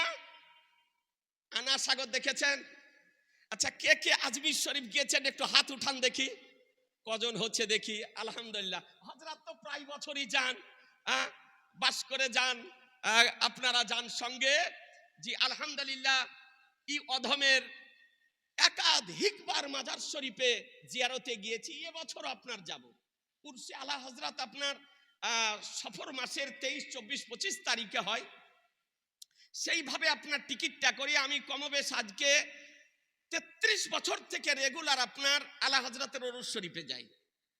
আমি 1991 এসেছি আপনার বেরেলি শরীফ থেকে, আসার পর থেকেও যাই। সেখানে আপনার নেজামুদ্দিন আউলিয়া রহমাতুল্লাহ আলাইহি, খাজা বাকি বিল্লাহ রাদিয়াল্লাহু তাআলা আনহুর মাজার শরীফ, আল্লামা আব্দুল হক মুহাদ্দিসে দেহলভী রহমাতুল্লাহ আলাইহি যে মাজারগুলি দিল্লিতে আছে, কোনো বছর এগুলি জিয়ারতে যায়, কোনো বছর আপনার পাঞ্জাব সিরহান শরীফে ইমামে রব্বানি মুজাদ্দিদ আল ফিসানি শাইখ আহমদ সরহান্দি রহমাতুল্লাহ আলাইহি মাজার শরীফ আছে, সেখানে জিয়ারতে যায়। খাজা গরিবে নওয়াজের দরবারতে একাধিকবার গিয়েছি। এবারও আপনার টিকিট আছে, যাব ইনশাআল্লাহ, আল্লাহ যদি হায়াতে বাঁচিয়ে রাখেন। তো আনা সাগর, ভালো করে শুনেন একটু, আমি বিস্তারিত অর্থ করছি না, আপনার ব্রেনে কেবল দিতেছি, একটু ধরিয়ে দিতেছি। খাজা গরিবে নওয়াজ দেশে আসলেন ইসলাম প্রচারের উদ্দেশ্যে। বহু কলা কৌশল করে মুসলমান হওয়া বন্ধ করতে পারলো না। খাজা গরিবে নওয়াজকে দেশ থেকে বিতাড়িত করার তাদের পক্ষে সম্ভব হলো না। শেষ পর্যন্ত সিদ্ধান্ত নিল, কারণ ওই যে আনা সাগরটা, এই পানিতে গোসল করা হতো, এই পানি আপনার পান করা হতো, এই পানি ব্যবহার করা হতো, ওরাও আপনার করত, আর খাজা গরিবে নওয়াজের মান্যকারী যারা, তারাও আপনার ব্যবহার করতেন। আর ওই আনা সাগরের তীরে বিরাট বড় বড় আপনার মন্দির ছিল। আর ওদের ধারণা ছিল যে যতই পাপ করুক, আনার সাগরে গিয়ে একবার ডুব দিয়ে গোসল করে মন্দিরে উঠলে সারা জীবনের পাপ মোচন হয়ে যাবে। এটা ছিল ওদের আপনার ধারণা। আর ওই মন্দিরে বহু মন্দির ছিল আপনার, অর্থাৎ এমন আপনার যেমন লম্বা তেমনি চওড়া তেমনি ভুঁড়ি, এইরকম আপনার সব থাকতো আপনার সাধক। ওদের যে রামদেও বলে যে সকল সাধকের সর্দার ছিল, ওর নাম ছিল রামদেও। এই কঠিন আপনার মুনাজারা করতে পারত। তাই রামদেও আমার খাজা গরিবে নওয়াজের সঙ্গে মুনাজারা করতে পাঠিয়েছিল। আমার খাজা গরিবে নওয়াজ রাদিয়াল্লাহু তাআলা আনহু নামাজ পড়তেছেন, আর ও গিয়ে কানের পাশে চিৎকার করতেছে, বলে এই নামাজ শেষ করো তাড়াতাড়ি, মুনাজারা করতে এসেছি। আর আমার খাজা গরিবে নওয়াজ একাগ্রতার সঙ্গে, নিষ্ঠার সঙ্গে, একাগ্র চিত্তে, মনোযোগ সহকারে, খোদার ধ্যানে নিজকে বিলীন করে দিয়ে নামাজ আদায় করতেছেন মুসলমান। নামাজ শেষ করে তিনি দেখেন যে পার্শ্বে দাঁড়িয়ে আছে রামদেও, যেমন লম্বা তেমনি মোটা তেমনি ভুঁড়ি, দেও তো দেও। তিনি নামাজ শেষ করে বলতেছেন, রামদেও, তুমি দেখছি জান্নাতি আর তুমি কাফেরের কাজ করতেছ, কালেমা পড়ো, মুসলমান হও। যেমন খাজা গরিবে নওয়াজ বলা, খাজা গরিবে নওয়াজের কথা সহ্য করতে না পেরে রামদেও কোথায় মুনাজারা, খাজা গরিবে নওয়াজের কদমে পড়ে গিয়ে বলছে, হুজুর আমাকে কালেমা পড়িয়ে মুসলমান বানিয়ে দিন, মুসলমান বানিয়ে দিন। আমার খাজা গরিবে নওয়াজ একই লা ইলাহা ইল্লাল্লাহর সম্মুখে মুসলমান বানিয়ে দিয়েছিলেন। আপনার ওরই নাম রেখেছিলেন আব্দুল্লাহ, ওরই নাম রেখেছিলেন আব্দুল্লাহ। অনেকেই বলে ওকেই বলা হয় আব্দুল্লাহ বায়ামানি। ব্রাদারান ইসলাম, এবং ওই সর্বপ্রথম আজমিরে নিজের পৈতৃক সম্পত্তি দিয়েছিল, আর সেই জমির ওপরে সর্বপ্রথম খাজা গরিবে নওয়াজ মসজিদ নির্মাণ করেছিলেন, আপনার স্থায়ী নামাজ পড়ার জায়গা। আপনাদেরকে বলি তো, খাজা গরিবে নওয়াজ আনা সাগরের পানি ব্যবহার করতেন, ওই পানিতে ওযু করতেন, ওই পানি ব্যবহার করতেন, পান করতেন। তো খাজা কুতুবউদ্দিন বখতিয়ার কাকি রহমাতুল্লাহ আলাইহি তিনিও সঙ্গে ছিলেন। ওনার ভক্ত মুরিদ ও মুতাকিদ, উনি যে পাত্রটা ব্যবহার করতেন, ওই পাত্রটা নিয়ে গেছেন পানি আনতে, কিন্তু চতুর্দিকে প্রহরী মুতায়িন করে দিয়েছে, জানা সাগরের পানি ব্যবহার করতে দেওয়া হবে না। তার মানে পানির অপর নাম জীবন, যদি ব্যবহার করতে না দেওয়া হয়, পান করতে দেওয়া না হয়, তো অটোমেটিক দেশ ছেড়ে চলে যাবে। তো পাবন্দি লাগিয়ে দিল, বলে পানি পাবে না, ব্যবহার করতে পাবে না। বলে কেন? বলে তোমাদের ব্যবহার করা তো আমাদের পবিত্র পানি অপবিত্র হয়ে যায়। তার মানে ওযু করে খাজা গরিবে নওয়াজের মান্যকারীগণ ওযু করেন, তাই ওযু করাতে বলছে অপবিত্র হয়ে যায়। বলে হ্যাঁ গো, আমাদের ওযু করাতে যদি অপবিত্র হয়ে যায়, তো তোমাদের অল বডি ধৌত করাতে অপবিত্র হয় না? তোমরা যে অল বডি ধৌত করো, তো বলছে ওরা যে আমাদের লোক, ওরা আমাদের লোক। পানি দিল না, সংক্ষিপ্ত আকারে বলি, চলে আসলেন খাজা গরিবে নওয়াজ রাদিয়াল্লাহু তাআলা আনহুকে। হুজুরি দেশে আর থাকা যাবে না। বলে কেন? বলে আনা সাগরের পানিতে, পানির চতুর্দিকে প্রহরী মুতায়িন করে দেওয়া হয়েছে, আর পানি ব্যবহার করতে দেবে না। বলে পানি দেবে না? বলে না। তো বলে এক কাজ করো, বলে এই যে আমার লোটাটা আছে, যে পাত্রটা আমি ব্যবহার করে নিয়ে যাও, আর পানি ব্যবহার করবে না, এক লোটা পানি উঠিয়ে নিয়ে এসো গা। তো ভক্ত মুরিদ মুতাকিদ যাওয়ার পর আনা সাগর থেকে খাজা গরিবে নওয়াজের ব্যবহারকৃত বর্তমান বর্তনটাকে ডুবিয়ে যেমন পানি উঠিয়েছিলেন, কসম খোদার, সঙ্গে সঙ্গে আনার সাগরের পানি শুকিয়ে গিয়েছিল মুসলমান। আনার সাগরের পানি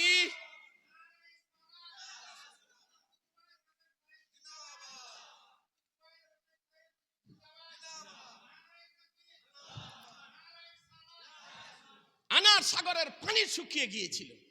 আপনার যুক্তিতে কাজ করবে না, বিজ্ঞানে কাজ করবে না, সায়েন্সে কাজ করবে না, কোনো থিওরিতে কাজ করবে না যে একটা ছোট্ট বর্তনে আনার সাগরের পানিকে কেমন করে আপনার শুকিয়ে দিতে পারে। জি ব্রাদার আর ইসলাম, পানি শুকিয়ে গেল, হাহাকার আরম্ভ হলো। এমন কি আজমিরে তো পানি ছিল না, ইতিহাস বলতেছে মায়েদের স্তনের দুগ্ধ পর্যন্ত শুকিয়ে গিয়েছিল। দেখলো দেউ করতে বানর হলো, জব্দ করতে গিয়ে নিজেরাই জব্দ হয়ে গেলাম। শেষ পর্যন্ত খাজা গরিবে নওয়াজের নিকটে আত্মসমর্পণ করে বলে দেখুন, আপনিও বাঁচুন, আমাদেরকেও বাঁচতে দেন, আপনিও পান করুন, আমাদেরকেও পান করতে দেন, আনা সাগরের পানি চালু করে দেন। বলে আর বাধা দেবে না? বলেছি না, আর বাধা দেব না। তো আমার খাজা গরিবে নওয়াজ বলে যাও এই বর্তনের পানিটা আনা সাগরে ঢেলে দিয়েছো। সাগর তো সাগরই বটে, নাকি বলছেন? যে সে বড় জায়গা গো, বলে যাও ঢেলে দিয়েছো। যেমন বর্তনের পানি ঢেলে দেওয়া, ভারতবর্ষের আজমিরের ইতিহাস বলতেছে যে যেমন পূর্বে আনা সাগরের পানি ছিল, কসম খোদার তেমনই পানি হয়ে গেল, সঙ্গে সঙ্গে পানি তেমনই হয়ে গেল। তো খাজা কার নাম? যে খাজা গরিবে নওয়াজ। নাবি নন, নাবি নন, আমার নাবির আওলাদের আওলাদের আওলাদের আওলাদ, হাসানি হুসাইনি সাইয়্যাদ। যদি আলে নাবির এ পাওয়ার যদি হয় যে আনা সাগরের পানি শুকিয়েও দিতে পারে, আনা সাগরের পানি চালুও করে দিতে পারেন, এ পাওয়ার যদি আজকে খাজা গরিবে নওয়াজের হয়, তা আমার ইমাম আলী মাকাম ইমাম হুসাইন রাদিয়াল্লাহু তাআলা আনহুর কি পাওয়ার হবে একটু চিন্তা করবেন। বলার উদ্দেশ্য যে ইমাম আলী মাকাম কারামাত দেখাতে যাননি, ইমাম আলী মাকাম গিয়েছেন ইমতিহান দিতে, পরীক্ষা দিতে, ইসলামকে রক্ষা করতে, কোরআনকে রক্ষা করতে। এ বেরাদার আর ইসলাম, তাজকে পানি বন্ধ করে দেওয়া হয়েছিল। ও ইমাম আলী মাকাম ইমাম হুসাইন রাদিয়াল্লাহু তাআলা আনহু আর হাসান রাদিয়াল্লাহু তাআলা আনহু, দুই ভাই। তো একদিন লিখা লিখেছেন, কি লিখা লিখেছেন, তাকতিতে লিখা লিখেছেন। দুই ভাই লিখার পর আপনার মায়ের নিকটে গিয়েছেন। মাকে গিয়ে বলছেন, মা এ কার লিখাটা ভালো হয়েছে, হাসান না হুসাইন, কার লিখাটা ভালো হয়েছে? তো মা দেখলেন যে হাসানের লিখাকে যদি ভালো বলি তো হুসাইন কষ্ট পাবে, আর হুসাইনের লিখাকে ভালো যদি বলি তো হাসান কষ্ট পাবে। তো বললে, বাপু তোমাদের আব্বুর কাছে চলে যাও, পিতার কাছে চলে যাও। তো আলিয়ে মুর্তজা রাদিয়াল্লাহু তাআলা আনহুর নিকটে আসলেন, বলে আব্বা কার লিখাটা ভালো হয়েছে? একই উত্তর দিলেন। তিনি চিন্তা করলেন কার লিখাকে ভালো বলি, যদি ভালো বলি হাসানের লিখাকে হুসাইন কষ্ট পাবে, হুসাইনের লেখাকে ভালো বলি হাসান কষ্ট পাবে। এ বেরাদার তিনি বললেন, বাবু শোনো, তোমাদের লিখা নিয়ে তোমার নানা জানের নিকটে চলে যাও। সুবহানাল্লাহ বলেন। আহা, ও হাসান ও হুসাইন শহীদ হওয়ার পরও জীবিত আছে না নাই? আজকে ইমাম হাসান ও হুসাইনের নামের মোহাব্বতে লাখ লাখ মানুষের নাম হাসান ও হুসাইন। মায়েরা রাখে হাসান, হুসাইন রাখে না? কিন্তু একটা কোন পাগল মেয়ে ছেলে কোন ছেলের নাম ইয়াজিদ রেখেছে? বলতে পারবেন যে এই দেশে ইয়াজিদ নাম একটা ছেলের আছে? আপনাদের দোয়াতে পুরা পশ্চিমবঙ্গে জালসা করি, প্রত্যেকটা ডিস্ট্রিক্টে 2-5টা 10টা করে প্রতি সিজনে জালসা করি। এই মাদ্রাসার আদায় কালেকশন হয়, তো কোন দেশে দেখলাম না যে একটা ছেলের নাম ইয়াজিদ। তবে ফেরাউন পাওয়া গেছে, ফেরাউন পাওয়া গেছে। কিছু অনভিজ্ঞ মেয়ে ছেলে আছে, ও কোরআন শরীফ পড়ে, কোরআন শরীফ পড়তে পড়তে পড়তে পড়তে দেখেছে ফিরআউন, তো মনে করছে ভালো নাম, বুঝলেন না, বাচ্চার নাম রেখে দিয়েছে ফিরআউন, কিন্তু ইয়াজিদ রাখে না।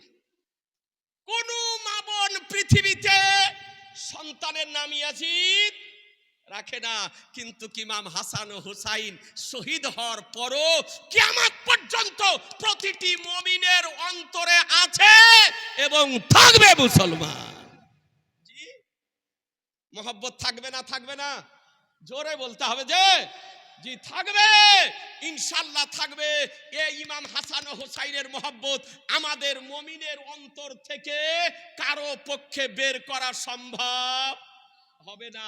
আলে নবীর মোহব্বত, আওলাদে নবীর মোহব্বত, আহলে বায়াতের মোহব্বত, ইমাম হাসান ও হুসাইনের মোহব্বত, নবীর মোহব্বত আমাদের অন্তর থেকে বের করা সম্ভব হবে না। তা আমার নবীর নিকটে গিয়ে বলছেন যে না না, কার লিখাটা ভালো হয়েছে?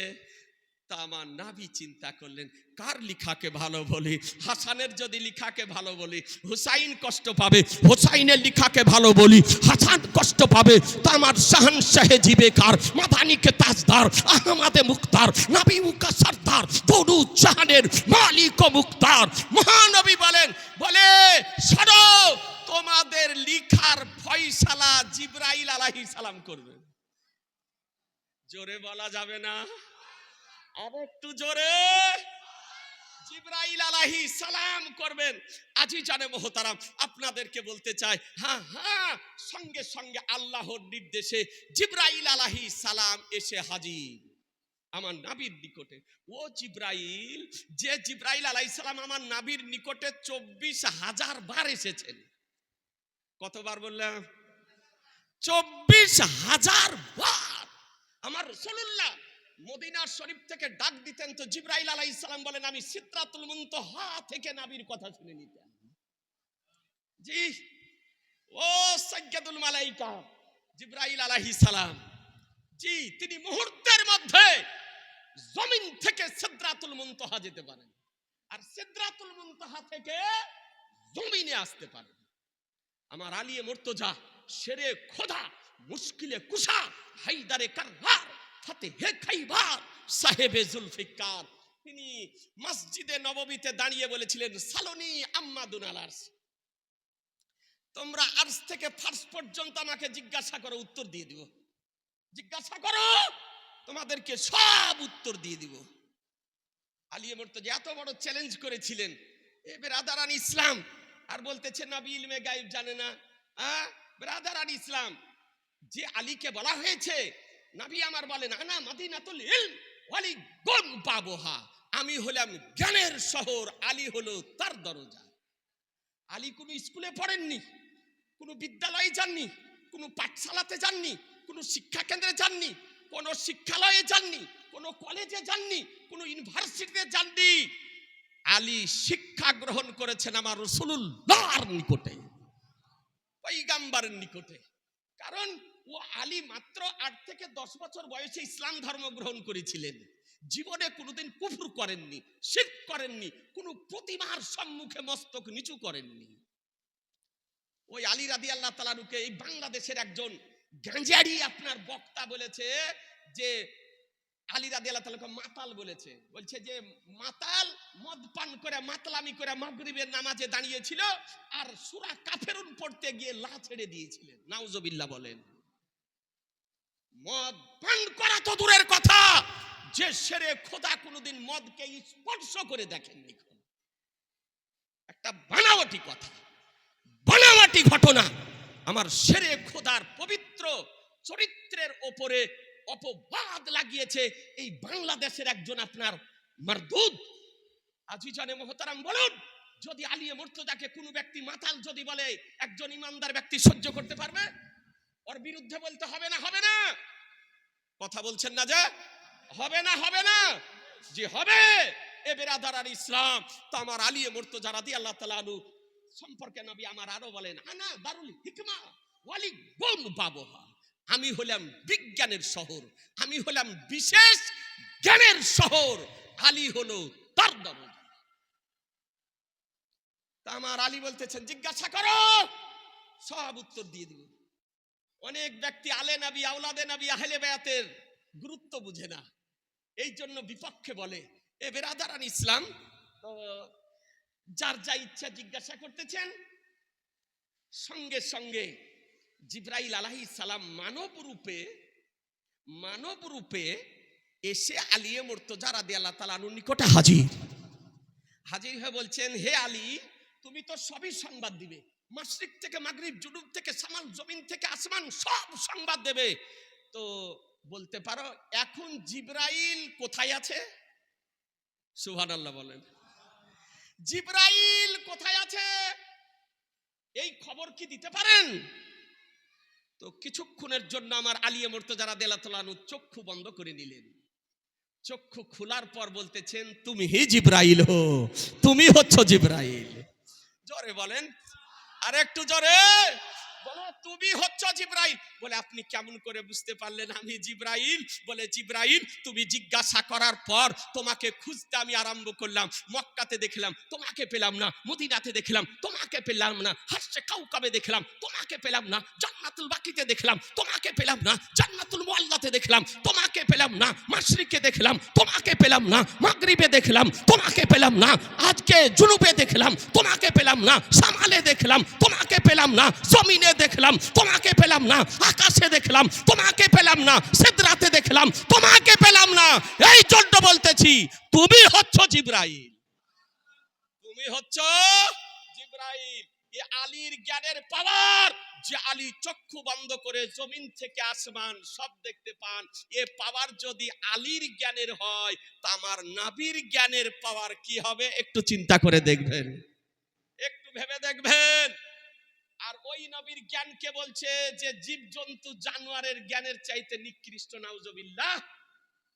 আমার নবীর জ্ঞানকে তাই বলেছে জীবজন্তুর জ্ঞানের চাইতে নিকৃষ্ট। ওই আপনার আশরাফ আলী থানভী নামক একজন ইউপির ব্যক্তি লেখক, কিতাবটির নাম হিফজুল ঈমান, সেই কিতাবের 15 পৃষ্ঠাতে লিখেছে। আজিজানে মুহতারাম, তো আমার আলিয়ে মুর্তজা রাদিয়াল্লাহু তাআলা আনহু তিনি দেখছেন যে কার লেখাটা ভালো হয়। মা খাতুনে জান্নাত দেখছেন কার লেখাটা ভালো হয়, আমার নবী দেখছেন কার লেখাটা ভালো হয়। তো জিবরাইল আলাইহিস সালাম বলছেন এসে, ইয়া রাসূলুল্লাহ, এ ফয়সালা আমি করতে পারবো না। হাসান ও হোসাইনের লেখার ফয়সালা খোদা করবে। জোরে বলেন, বলে খোদা করবেন, খোদা আল্লাহ করবেন এই ফয়সালা। রব্বুল আলামিন বলেন, জিবরাইল জান্নাতে যাও, জান্নাতে গিয়ে একটা সেব নাও, আর সেব নিয়ে গিয়ে আকাশ থেকে সেটাকে নিক্ষেপ করো। আর যার স্লেটের ওপরে, যার তাকতির ওপরে, যার লেখার ওপরে সেবটি পড়বে, ফলটি পড়বে, তার লেখাটি ভালো হিসাবে গণ্য হবে। আল্লাহ ফয়সালা করে দিলেন। জিবরাইল আলাইহিস সালাম জান্নাত থেকে সেব নিয়ে এসে আকাশ থেকে ছুটতেছেন, নিক্ষেপ করতেছেন। অটোমেটিক ভাবে ফলটি 2 ভাগে বিভক্ত হয়ে গিয়ে 1 ভাগ ইমাম হাসানের লেখার উপরে, 1 ভাগ ইমাম হুসাইনের লেখার উপরে। এ বেরাদার প্রমাণ করে দিলেন ইমাম হাসানেরও লেখা ভালো আর ইমাম হুসাইনের লেখা ভালো। আজকে খাতুনে জান্নাত চাইলেন, হাসান ও হোসাইন কষ্ট যেন না পায়। শেরে খোদা চাইলেন যে এই হাসান ও হোসাইন কষ্ট যেন না পায়। আমার রাসূলুল্লাহ চাইলেন হাসান ও হোসাইন কষ্ট যেন না পায়। জিবরাইল চাইলেন হাসান ও হোসাইন কষ্ট যেন না পায়। খোদাও ফয়সালা করে দিলেন হাসান ও হোসাইন যেন কষ্ট না পায় মুসলমান। সেই ইমাম আলী মাকাম ইমাম হুসাইন রাদিয়াল্লাহু তাআলা আনহুকে আজকে পিপাসিত অবস্থায়, ক্ষুধার্ত অবস্থায় কাঠপাড়ার সরজমিনে স্বৈরাচারী ইয়াজিদের নেতৃত্বে শহীদ করা হয়েছে। এ হুসাইন জিন্দা না মরদা? জোরে বলতে হবে, জিন্দা না মরা? একটু হাত তুলে বলুন না, 2 হাত তুলে। জিন্দা, ইমাম হুসাইন জিন্দা, নবী জিন্দা, নবী জিন্দা। এটা আমাদের আকীদা। এটা সুন্নি জামাতের আকীদা। আজিজানে মোহতারাম, সেই ইমাম আলী মাকাম ইমাম হুসাইনের স্মরণে, আজকে আলে নবীর স্মরণে, আহলে বায়াতের স্মরণে, আওলাদে নবীর স্মরণে আজকে সভার ব্যবস্থা করেছেন। এ বেরাদার, আল্লাহ যেন কবুল করে নেন। আল্লাহুম্মা সাল্লি মাওলানা মুহাম্মদ ওয়ালা মাওলানা মুহাম্মদ। মনোযোগ সহকারে পড়েন, একবারে একাগ্রতার সঙ্গে, তো আপনার আওয়াজ নবী নিজ কানে শ্রবণ করবেন। আর অমনোযোগ সহকারে যদি পড়েন তবে আপনার দরুদটাকে ফেরেশতার মাধ্যমে নবীর নিকটে পৌঁছে দেওয়া হবে। আর মোহব্বত নিয়ে পড়লে আপনার কণ্ঠস্বর, আপনার আওয়াজ নবী নিজেই শ্রবণ করবেন। তো কোনটা ভালো, মনোযোগ সহকারে না অমনোযোগ সহকারে? জোরে বলেন না, মনোযোগ সহকারে।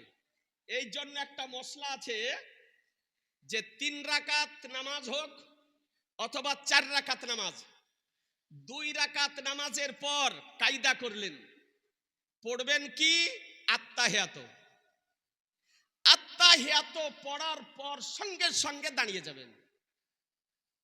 তো মশলা হলো হানাফি মাযহাব মোতাবিক মশলা কে দ্বিতীয় রাকাতের পর কায়দাতে কোন ব্যক্তি আত্তাহিয়াত পড়ার পর দারুদ শরীফ যদি পড়ে ফেলে তাহলে ওই ব্যক্তির জন্য সহজ সাজদা করা ওয়াজিব। সহজ সাজদা করতে হবে, শাস্তি। সহজ সাজদা বুঝেন না?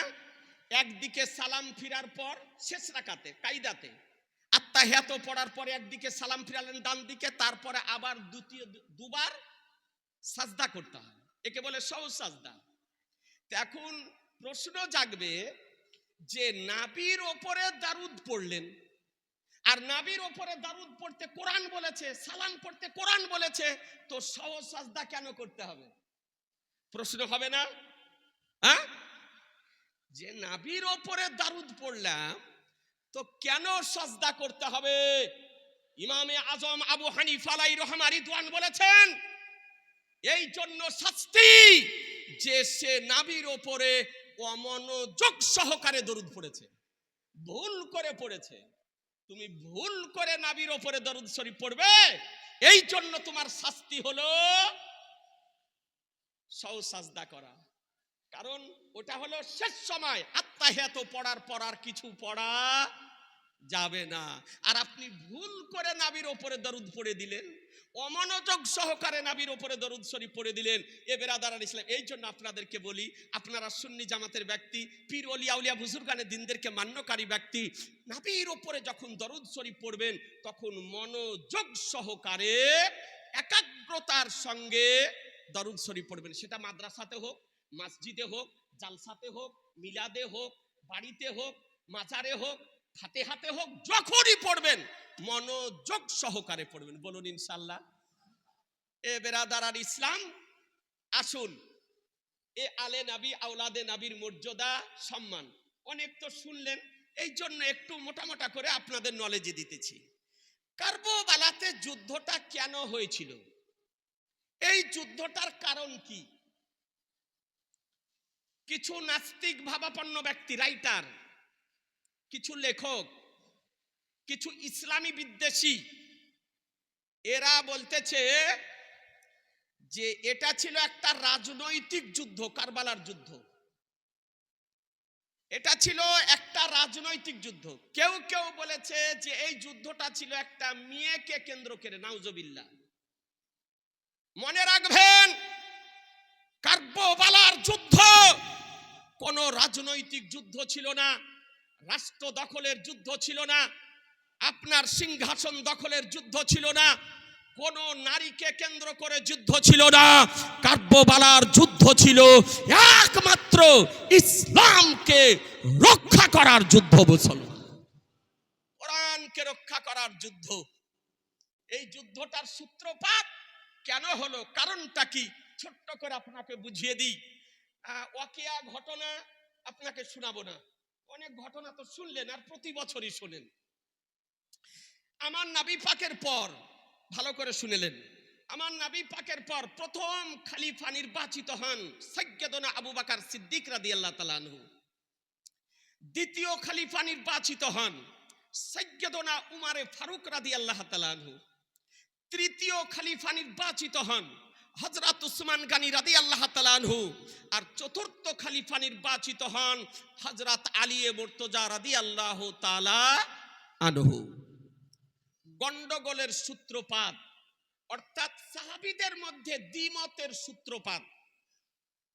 ইসলাম জগতের তৃতীয় খলিফা আমিরুল মুমিনিন হযরত উসমানে গনি রাদিয়াল্লাহু তাআলা আনহুকে আপনার কোরআন মাজিদ পাঠ করা অবস্থাতে আপনার শহীদ করা হয়েছিল।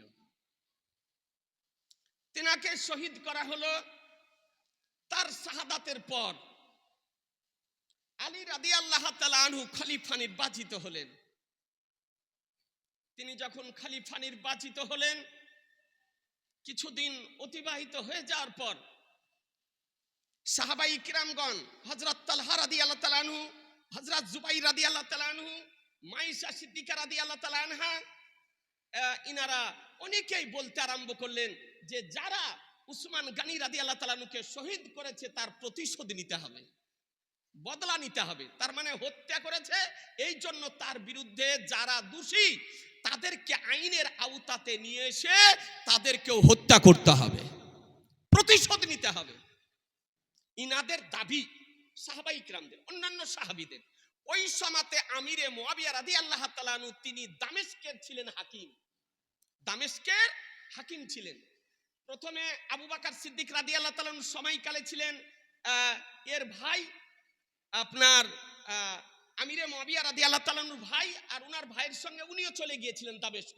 উনার ভাইয়ের ইন্তিকালের পর হযরত উমর ফারুক রাদিয়াল্লাহু তাআলা আনহুর সময়কালেও তিনি হাকিম ছিলেন, উসমানে গনি রাদিয়াল্লাহু তাআলা আনহুর সময়কালেও তিনি ওই দামেস্কের হাকিম ছিলেন। তো সমস্ত অনেক সাহাবাই কিরামগণ বললেন যে আপনি প্রতিশোধ নিন। কিন্তু কালিয়ে মুর্তজা রাদিয়াল্লাহু তাআলা আনহু তিনি দেখলেন যে এই মুহূর্তে প্রতিশোধ নেওয়া যাবে না। কেন? যে ওই সময় রাষ্ট্রের বিভিন্ন জটিল সমস্যা ছিল। তিনি দেখলেন এই সমস্যাগুলির সমাধান করার পর এর প্রতিশোধটা নেওয়া হবে।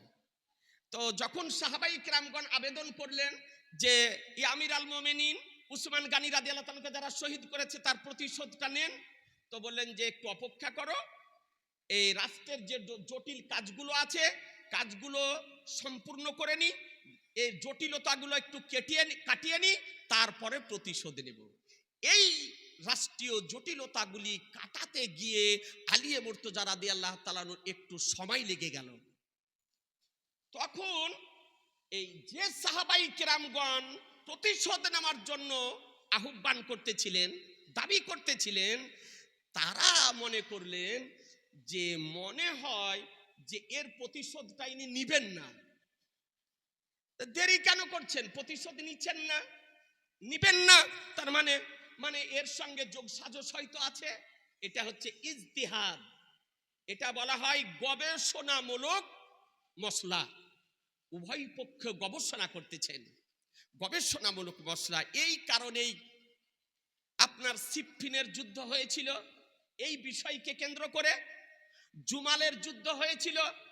একদিকে আলী মুর্তজা রাদিয়াল্লাহু তাআলা আনহু, একদিকে মাইশা সিদ্দিকা রাদিয়াল্লাহু তাআলা আনহা, একদিকে আলী মুর্তজা রাদিয়াল্লাহু তাআলা মান্যকারী, একদিকে আমিরে মুয়াবিয়া রাদিয়াল্লাহু তাআলা আনহু, জুবাইর রাদিয়াল্লাহু তাআলা আনহু, তালহা রাদিয়াল্লাহু তাআলা আনহু। সাহাবীদের মধ্যে যুদ্ধ, সিফফিনের যুদ্ধ যখন হয় এ বেরাদারান ইসলাম, তো ওই অবস্থাতে বলা হয়েছিল যে যুদ্ধ বন্ধ করে দাও, কোরআন মোতাবিক আমরা ফয়সালা করে নিব। তো যুদ্ধ আপনার স্থগিত হয়ে গিয়েছিল। আলী রাদিয়াল্লাহু তাআলা আনহু যুদ্ধটা বন্ধ করে দিয়েছিলেন, সিফফিনের যুদ্ধ। যুদ্ধটা বন্ধ করে দিলেন, যখন যুদ্ধ হলো না, তো আলী রাদিয়াল্লাহু তাআলা আনহুর পক্ষে যারা ছিলেন তাদের মধ্যে দুই ভাগে বিভক্ত হয়ে গেল। এক ভাগ মেনে নিলেন যে আমিরুল মুমিনিনের যেটা সিদ্ধান্ত এটা চূড়ান্ত সিদ্ধান্ত, আর এক শ্রেণীর মানুষ বললে যুদ্ধ কেন বন্ধ করলেন, আপনার সঙ্গে থাকবো না। ওরা বেরিয়ে গেল দল থেকে, ওদেরকে বলে খারেজি। ওরাকে কি বলে? খারেজি। সম্প্রদায়, ওরা বেরিয়ে গেল। এরাই আপনার মুহররমের 10 তারিখে এরা ফুর্তি করে। এই নাসেবি খারেজি যারা, এরা মুহররমের 10 তারিখে ফুর্তি করে। তারা ইমাম আলী মাকামকে শহীদ করেছে তাই ফুর্তি করে। এরা বেরিয়ে গেল খারেজি। আর এই ইমাম আলিয়া মুর্তজা রাদিয়াল্লাহু তাআলা মান্যকারীদের মধ্যে এটা আবার দুই দল হয়েছে। একটা হচ্ছে শরীয়ত মুতাবিক মান্যকারী, এরা হলো আহলুস সুন্নাত ওয়াল জামাত। আর যারা শরীয়তের সীমা লঙ্ঘন করে গিয়েছে ওদেরকে বলে শিয়া রাফেজি। ওদেরকে বলে শিয়া রাফেজি। ওদের ধারণা খুব ঘৃণিত ধারণা। ওরা মনে করে কি জানেন, শিয়া যারা, রাফেজি যারা, ওরা বলে যে নবী হওয়ার উপযুক্ত আলী ছিলেন, কিন্তু ফেরেশতা ভুল করে নবীর নিকটে পৌঁছে গিয়েছিল। নাউজুবিল্লাহ। বুঝতে পারলেন? তারপরে ওদের মসজিদে যদি যান আশ্চর্য হয়ে যাবেন, বলে মাটিতে সাজদা করব না, মার্বেলে সাজদা করব না। বলে কেন? বলে সব জায়গায় তাজাদিল করেছে সাজদা, ওর লাগে এত বড় বড় করে আপনার কাঠ রাখা আছে। বুঝতে পারলেন? লালবাগ গেলেই দেখতে পাবেন সব একবার লাইন করে আপনার এত বড় বড় সাজদা করার জন্য কাঠ রাখা আছে। তারপরে আজানে আলিয়ে মুর্তজা রাদিয়াল্লাহু তাআলা আনহুর নাম নেয় আপনার। তো যাই হোক, সেই দিকে যাচ্ছি না, একটু ভালো করে শোনেন। তো আপনার আলী রাদিয়াল্লাহু তাআলা আনহুর সঙ্গে এই কারণে যুদ্ধটা হয়েছিল। শেষ পর্যন্ত আলী রাদিয়াল্লাহু তাআলা আনহু তিনি শাহাদাত বরণ করলেন। এই খারেজি আব্দুর রহমান ইবনে মুলজিম, এই ব্যক্তি আলিয়ে মুর্তজা রাদিয়াল্লাহু তাআলা আনহুকে শহীদ করেছিল আপনার। তো আলিয়ে মুর্তজা রাদিয়াল্লাহু তাআলা আনহুকে শহীদ করলো। আলিয়ে মুর্তজা রাদিয়াল্লাহু তাআলা আনহুর পর খেলাফতের মসনাদে বসলেন হযরত ইমাম হাসান রাদিয়াল্লাহু তাআলা আনহু।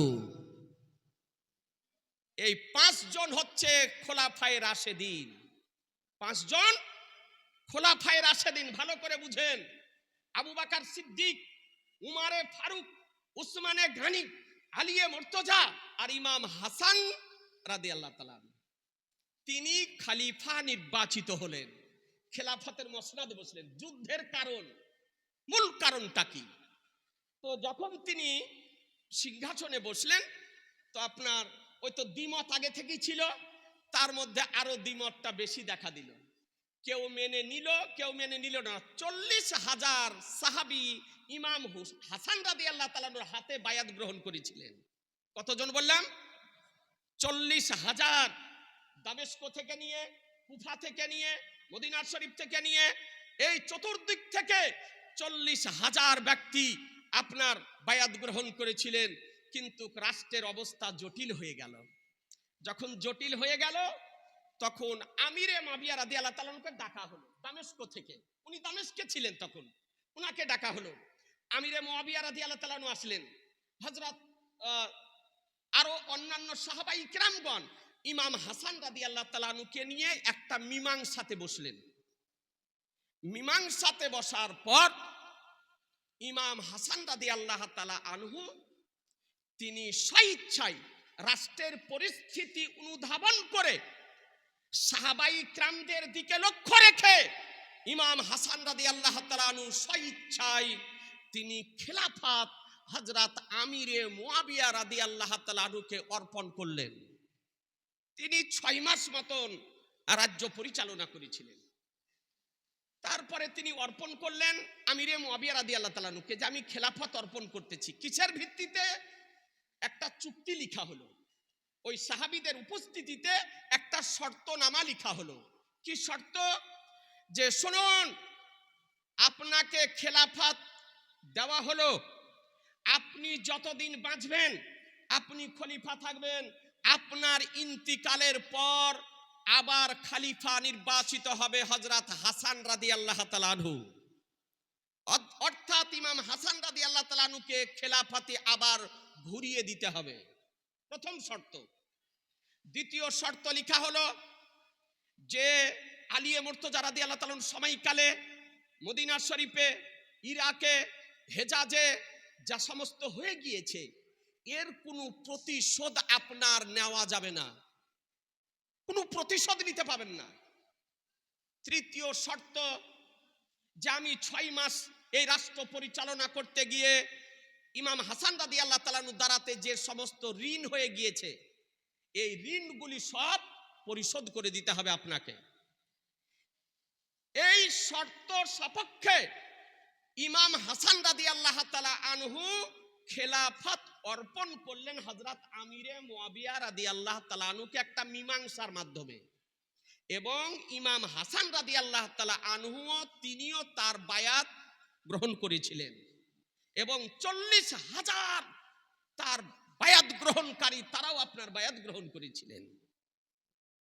যদি আমিরে মুয়াবিয়া রাদিয়াল্লাহু তাআলা আনহু ভুল পথে চলতেন, অন্যায় করতেন, তাহলে ইমাম হাসান রাদিয়াল্লাহু তাআলা আনহু জীবনেও কোনোদিন মেনে নিতেন না, প্রাণ দিয়ে দিতেন ইমাম হুসাইনের মতো, কিন্তু কোনোদিন অন্যায়ের সম্মুখে ইমাম হাসান মস্তক নিচু করতেন না। আমরা হলাম সুন্নি। ইমাম হাসান যার সঙ্গে সন্ধি করে নিয়েছেন, আমরাও তাদের সঙ্গে আমাদের কোনো লড়াই নেই। আর যার সঙ্গে ইমাম হুসাইন রাদিয়াল্লাহু তাআলা আনহু লড়াই করেছেন, তার সঙ্গে আমাদের কোনো সন্ধি নেই। নাকি বলছেন? আমিরে মুয়াবিয়া রাদিয়াল্লাহু তাআলার সঙ্গে আমাদের কোনো ঝগড়া নেই, আর ইয়াজিদের সঙ্গে আমাদের কোনো সম্পর্ক নেই। কথা বোঝা গেল না? ইয়াজিদের সঙ্গে আমাদের কোনো সম্পর্ক নাই, আর আমিরে মুয়াবিয়া রাদিয়াল্লাহু তাআলা আনহুর সঙ্গে আমাদের কোনো ঝগড়া নাই। কথা বোঝা গেল না? জি, আসুন। আমিরে মুয়াবিয়া রাদিয়াল্লাহু তাআলা আনহু খলিফা হয়ে রাষ্ট্র পরিচালনা করতে আরম্ভ করলেন। ভাগ্যের পরিহাস, 49 হিজরিতে খেলাফত অর্পণ করলেন, 41 হিজরিতে আলী রাদিয়াল্লাহু তাআলা আনহু ইন্তিকাল করলেন 40 হিজরিতে, আর ইমাম হাসান খেলাফত অর্পণ করলেন 41 হিজরিতে, আর ইমাম হাসান রাদিয়াল্লাহু তাআলা আনহু শাহাদাত বরণ করলেন 49 হিজরিতে। কিভাবে ইন্তিকাল করলেন? ইমাম হাসান রাদিয়াল্লাহু তাআলা আনহুকে একাধিকবার আপনার বিষ দেওয়া হয়েছিল। প্রথমে যখন বিষ দেওয়া হয়েছিল, তিনি বিষে কাতর হয়ে সঙ্গে সঙ্গে আমার রাসূলুল্লাহ রওজা শরীফে জিয়ারতে গিয়ে দোয়া করেছিলেন, বিষ পানি হয়ে গিয়েছিল। এই রকম করে কয়েকবার তাকে বিষ দেওয়া হয়েছিল, আর বিষ দেওয়ার পর কোনো চিকিৎসা না করে আমার নবীর রওজা শরীফে গিয়ে নবীর ওসিলা দিয়ে খোদার দরবারে দোয়া করার কারণে বিষ পানি হয়ে গিয়েছিল। মুসলমান, শেষ পজিশনে যে বিষটা দেওয়া হয়েছিল, আপনার এই পাড়ার সঙ্গে মিশিয়ে দিয়ে পানির সঙ্গে মিশ্রিত অবস্থায় আপনার বিষটা দেওয়া হয়েছিল। সেই বিষটা সেই পানিটা যখন পান করে নিয়েছিলেন, তো বলা হয়েছে কিতাবের মধ্যে এমন হতেছিল, ভিতরের নাড়িগুলো এবং সবগুলো মনে কেটে কেটে মনে হতেছিল যে বেরিয়ে যাবে, এমন কঠিন অবস্থা হয়ে গিয়েছিল। ইমাম হাসান রাদিয়াল্লাহু তাআলা আনহু মৃত্যুর সঙ্গে পাঞ্জা লড়তেছেন। এহেন অবস্থায় ইমাম হুসাইন রাদিয়াল্লাহু তাআলা আনহু ছুটে আসলেন, বলে, ভাইজান, আপনাকে কে বিষ দিয়েছে বলুন। তো হাদিস শরীফে এসছে যে ইমাম হাসান রাদিয়াল্লাহু তাআলা নামটা বলেননি। তিনি বলেন, ভাই, নামটা যদি বলি তুমি কি করবে? তাকে তুমি হত্যা করবে। যদি ঠিক নামটা হয় তাহলে ঠিক আছে, আর যদি নামটা ঠিক না হয় তাহলে তাকে হত্যা করা সন্দেহের বশীভূত হয়ে এটা অন্যায় হয়ে যাবে। তো তিনি নামটা বলেননি। এরকম একাধিক হাদিস এসছে আপনার হাদিস গ্রন্থে। কিন্তু একটি কিতাব আছে আপনার, কিতাবটির নাম হলো সাওয়ারিকুল মুহরিকা। কিতাবটি মিশরের প্রিন্ট হয়েছে এবং লেবাননেও প্রিন্ট হয়েছে। এটা তারিখের কিতাব। তো আমার আলা হযরতের ছোট সাহেবজাদা মুফতি আজমে আলামে ইসলাম হুজুর মুস্তাফা রাজা আলাইহির রহমান রিদওয়ান একটা ফতোয়ার কিতাব লিখেছেন। কিতাবটির নাম ফতোয়ায়ে মুস্তাফাবিয়া, 3 খণ্ডে বিভক্ত। তার মধ্যে তাকে জিজ্ঞাসা করা হয়েছে, তো তিনি উত্তর দিতেছেন, বলে, শোনো, ইমাম হাসান রাদিয়াল্লাহু তাআলা আনহুকে বিষ দিয়েছিল জায়েদা, অর্থাৎ ইমাম হাসান রাদিয়াল্লাহু তাআলা আনহুর বিবি হচ্ছে, ওর নাম হচ্ছে জায়েদা। বিষ দিয়েছিল কোন কিতাবে? তো এই সাওয়ারিকুল মুহরিকা কিতাবের রেফারেন্স দিয়ে তিনি বর্ণনা করতেছেন। ব্রাদার আলী ইসলাম, তাই আপনাদেরকে বলতে চাই যে অনেকেই বলেছেন কে বিষ দিয়েছে তার নামটা উল্লেখ করা হয়নি, আবার অনেকেই বলেছেন যে তাকে বিষ দেওয়া হয়েছিল, জায়েদা তাকে বিষটি আপনার দিয়েছিল, সেই বিষে তিনি ইন্তিকাল করেন 49 হিজরিতে। আমিরে মুয়াবিয়া রাদিয়াল্লাহু তাআলা আনহু বেঁচে থাকেন। ভালো করে শুনেন মনোযোগ সহকারে, খুব সূক্ষ্ম বিষয় বলতেছি আপনার। আজিজানে মুহতারাম, আমিরে মুয়াবিয়া রাদিয়াল্লাহু তাআলা আনহু বেঁচে থাকেন। আমিরে মুয়াবিয়া রাদিয়াল্লাহু তাআলা আনহু ইন্তিকাল করেন 60 হিজরিতে।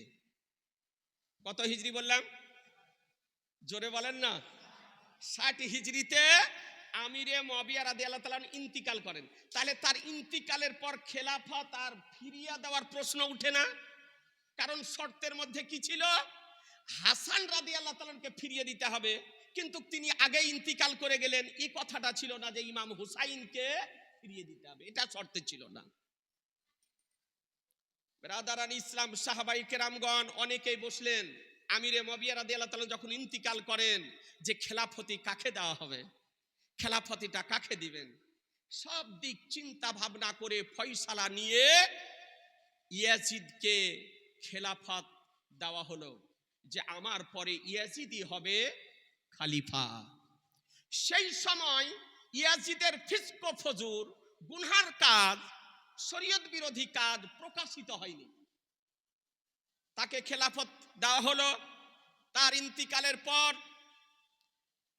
আজিজানে মুহতারাম, এইদিকে ইয়াজিদ খলিফার মসনদে অধিষ্ঠিত হওয়ার পর সে আত্মহারা হয়ে গিয়ে শরীয়ত বিরোধী কাজকর্ম করতে আপনার লিপ্ত হয়ে গেল। কিন্তু যখন আমিরে মুয়াবিয়া রাদিয়াল্লাহু তাআলা খেলাফত দেন, সেই সময়তে বলেছিলেন, বলে শোনো বেটা ইয়াজিদ, তুমি শোনো, কিছুদিন রাজত্ব চালার পর ইমাম হুসাইন রাদিয়াল্লাহু তাআলা আনহু যখন ভারাত্মক হয়ে যাবে, তখন খেলাফতটা ফিরিয়ে দিও। রাষ্ট্রের কোনো কাজ ইমাম হুসাইনের পরামর্শ ছাড়া করো না।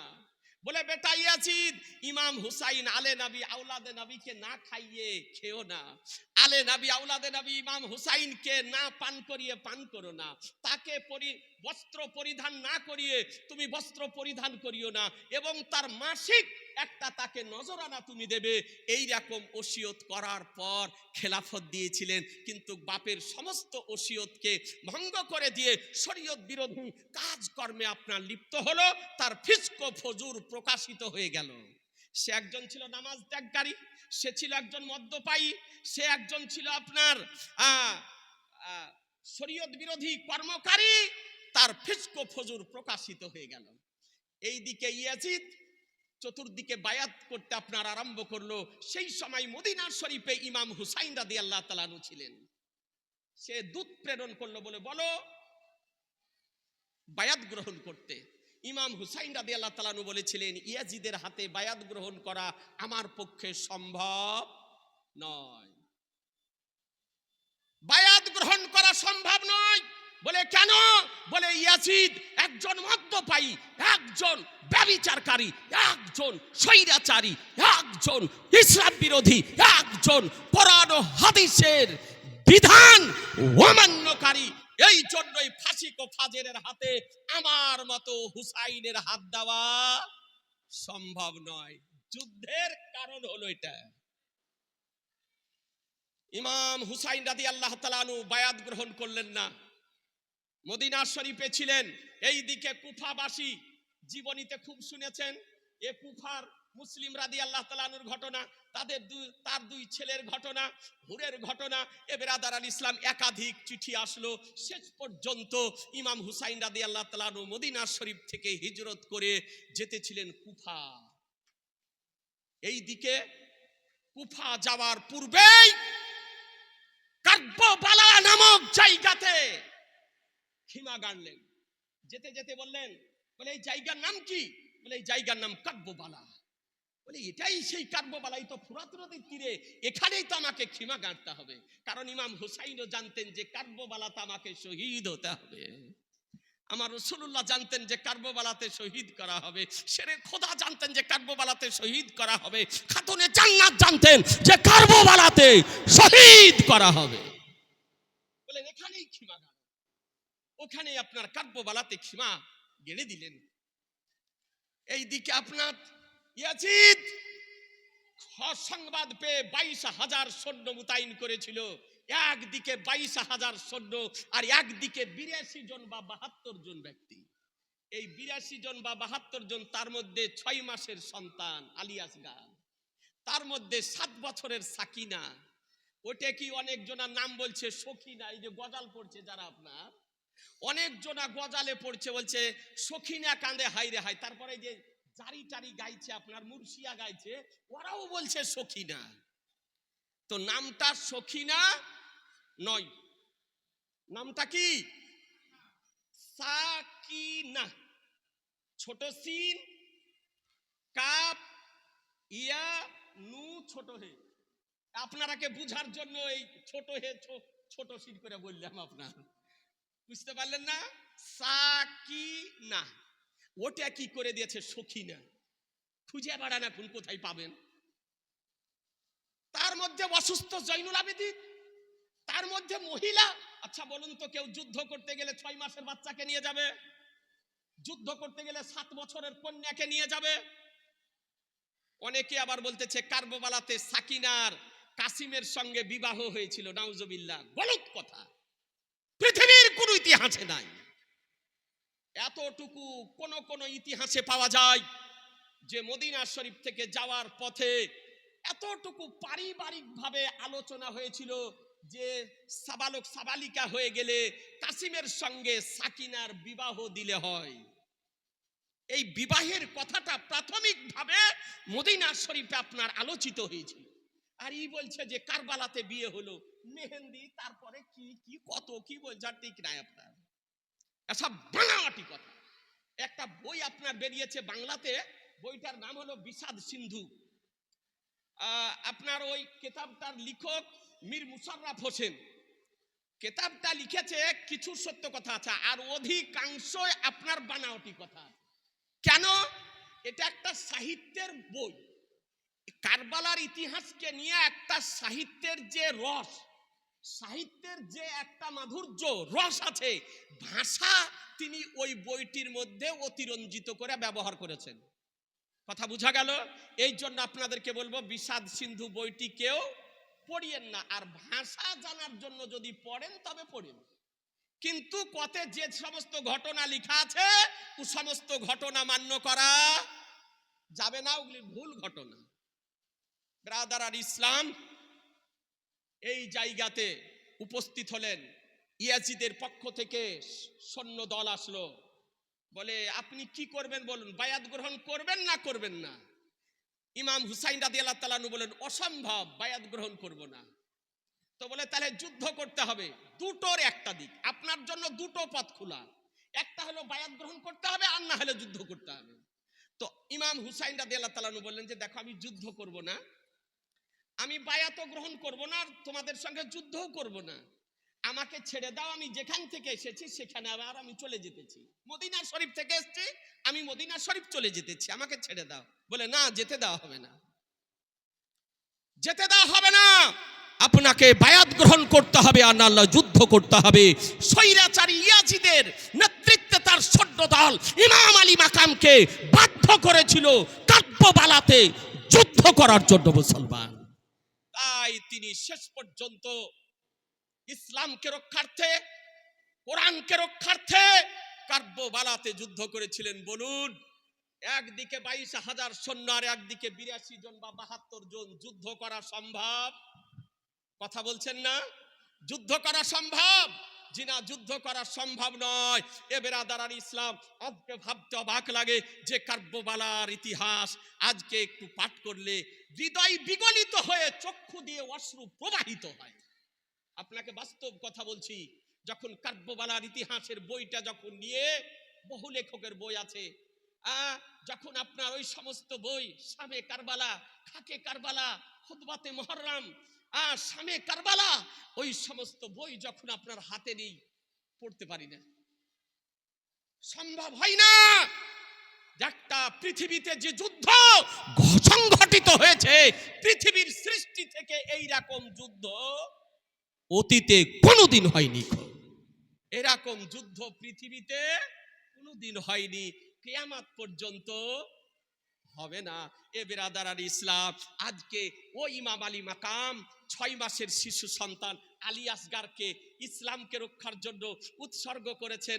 আজকে কাসিমের জওয়ানিকে উৎসর্গ করেছেন, শাহর বানুকে বিবাহ করেছেন, সাকিনাকে ইয়াতিম বানিয়েছেন, পরিবার পরিজনদেরকে নিয়ে কার্বলাতে আজকে ইসলামকে রক্ষা করে গিয়েছেন। আজও কার্বলার জমিন ইমাম হুসাইন রাদিয়াল্লাহু তাআলা আনহুর রক্তকে শোষণ করতে পারেনি। আজকে ইতিহাস বলে আকাশ কোনোদিন লাল হতো না। যেই দিন ইমাম আলী মাকাম ইমাম হুসাইনকে শহীদ করা হয়েছে, সেই দিন থেকে খোদার তৈরি আকাশ লাল বর্ণ ধারণ করে, অর্থাৎ ইমাম হুসাইন রাদিয়াল্লাহু তাআলা আনহুর রক্তের ঐতিহ্য বহন করতেছে। সুতরাং আপনাদের আমাদের উচিত হবে এই দিনটিকে যথার্থভাবে শরীয়ত মোতাবিক পালন করা। না কি বলছেন? এই দিনটিতে কি করবেন? 9-10 তারিখ রোজা রাখুন। আমরা সুন্নি জামাতের ব্যক্তি, আহলুস সুন্নাত ওয়াল জামাতের, আমাদেরকে মনে রাখতে হবে 9-10 তারিখ রোজা রাখুন। যে আশুরার দিন আমার রাসূলুল্লাহ নিজে রোজা রেখেছেন এবং নবী আমার বলেছেন যে আগামী বছর থেকে 9 তারিখে রোজা রাখবো।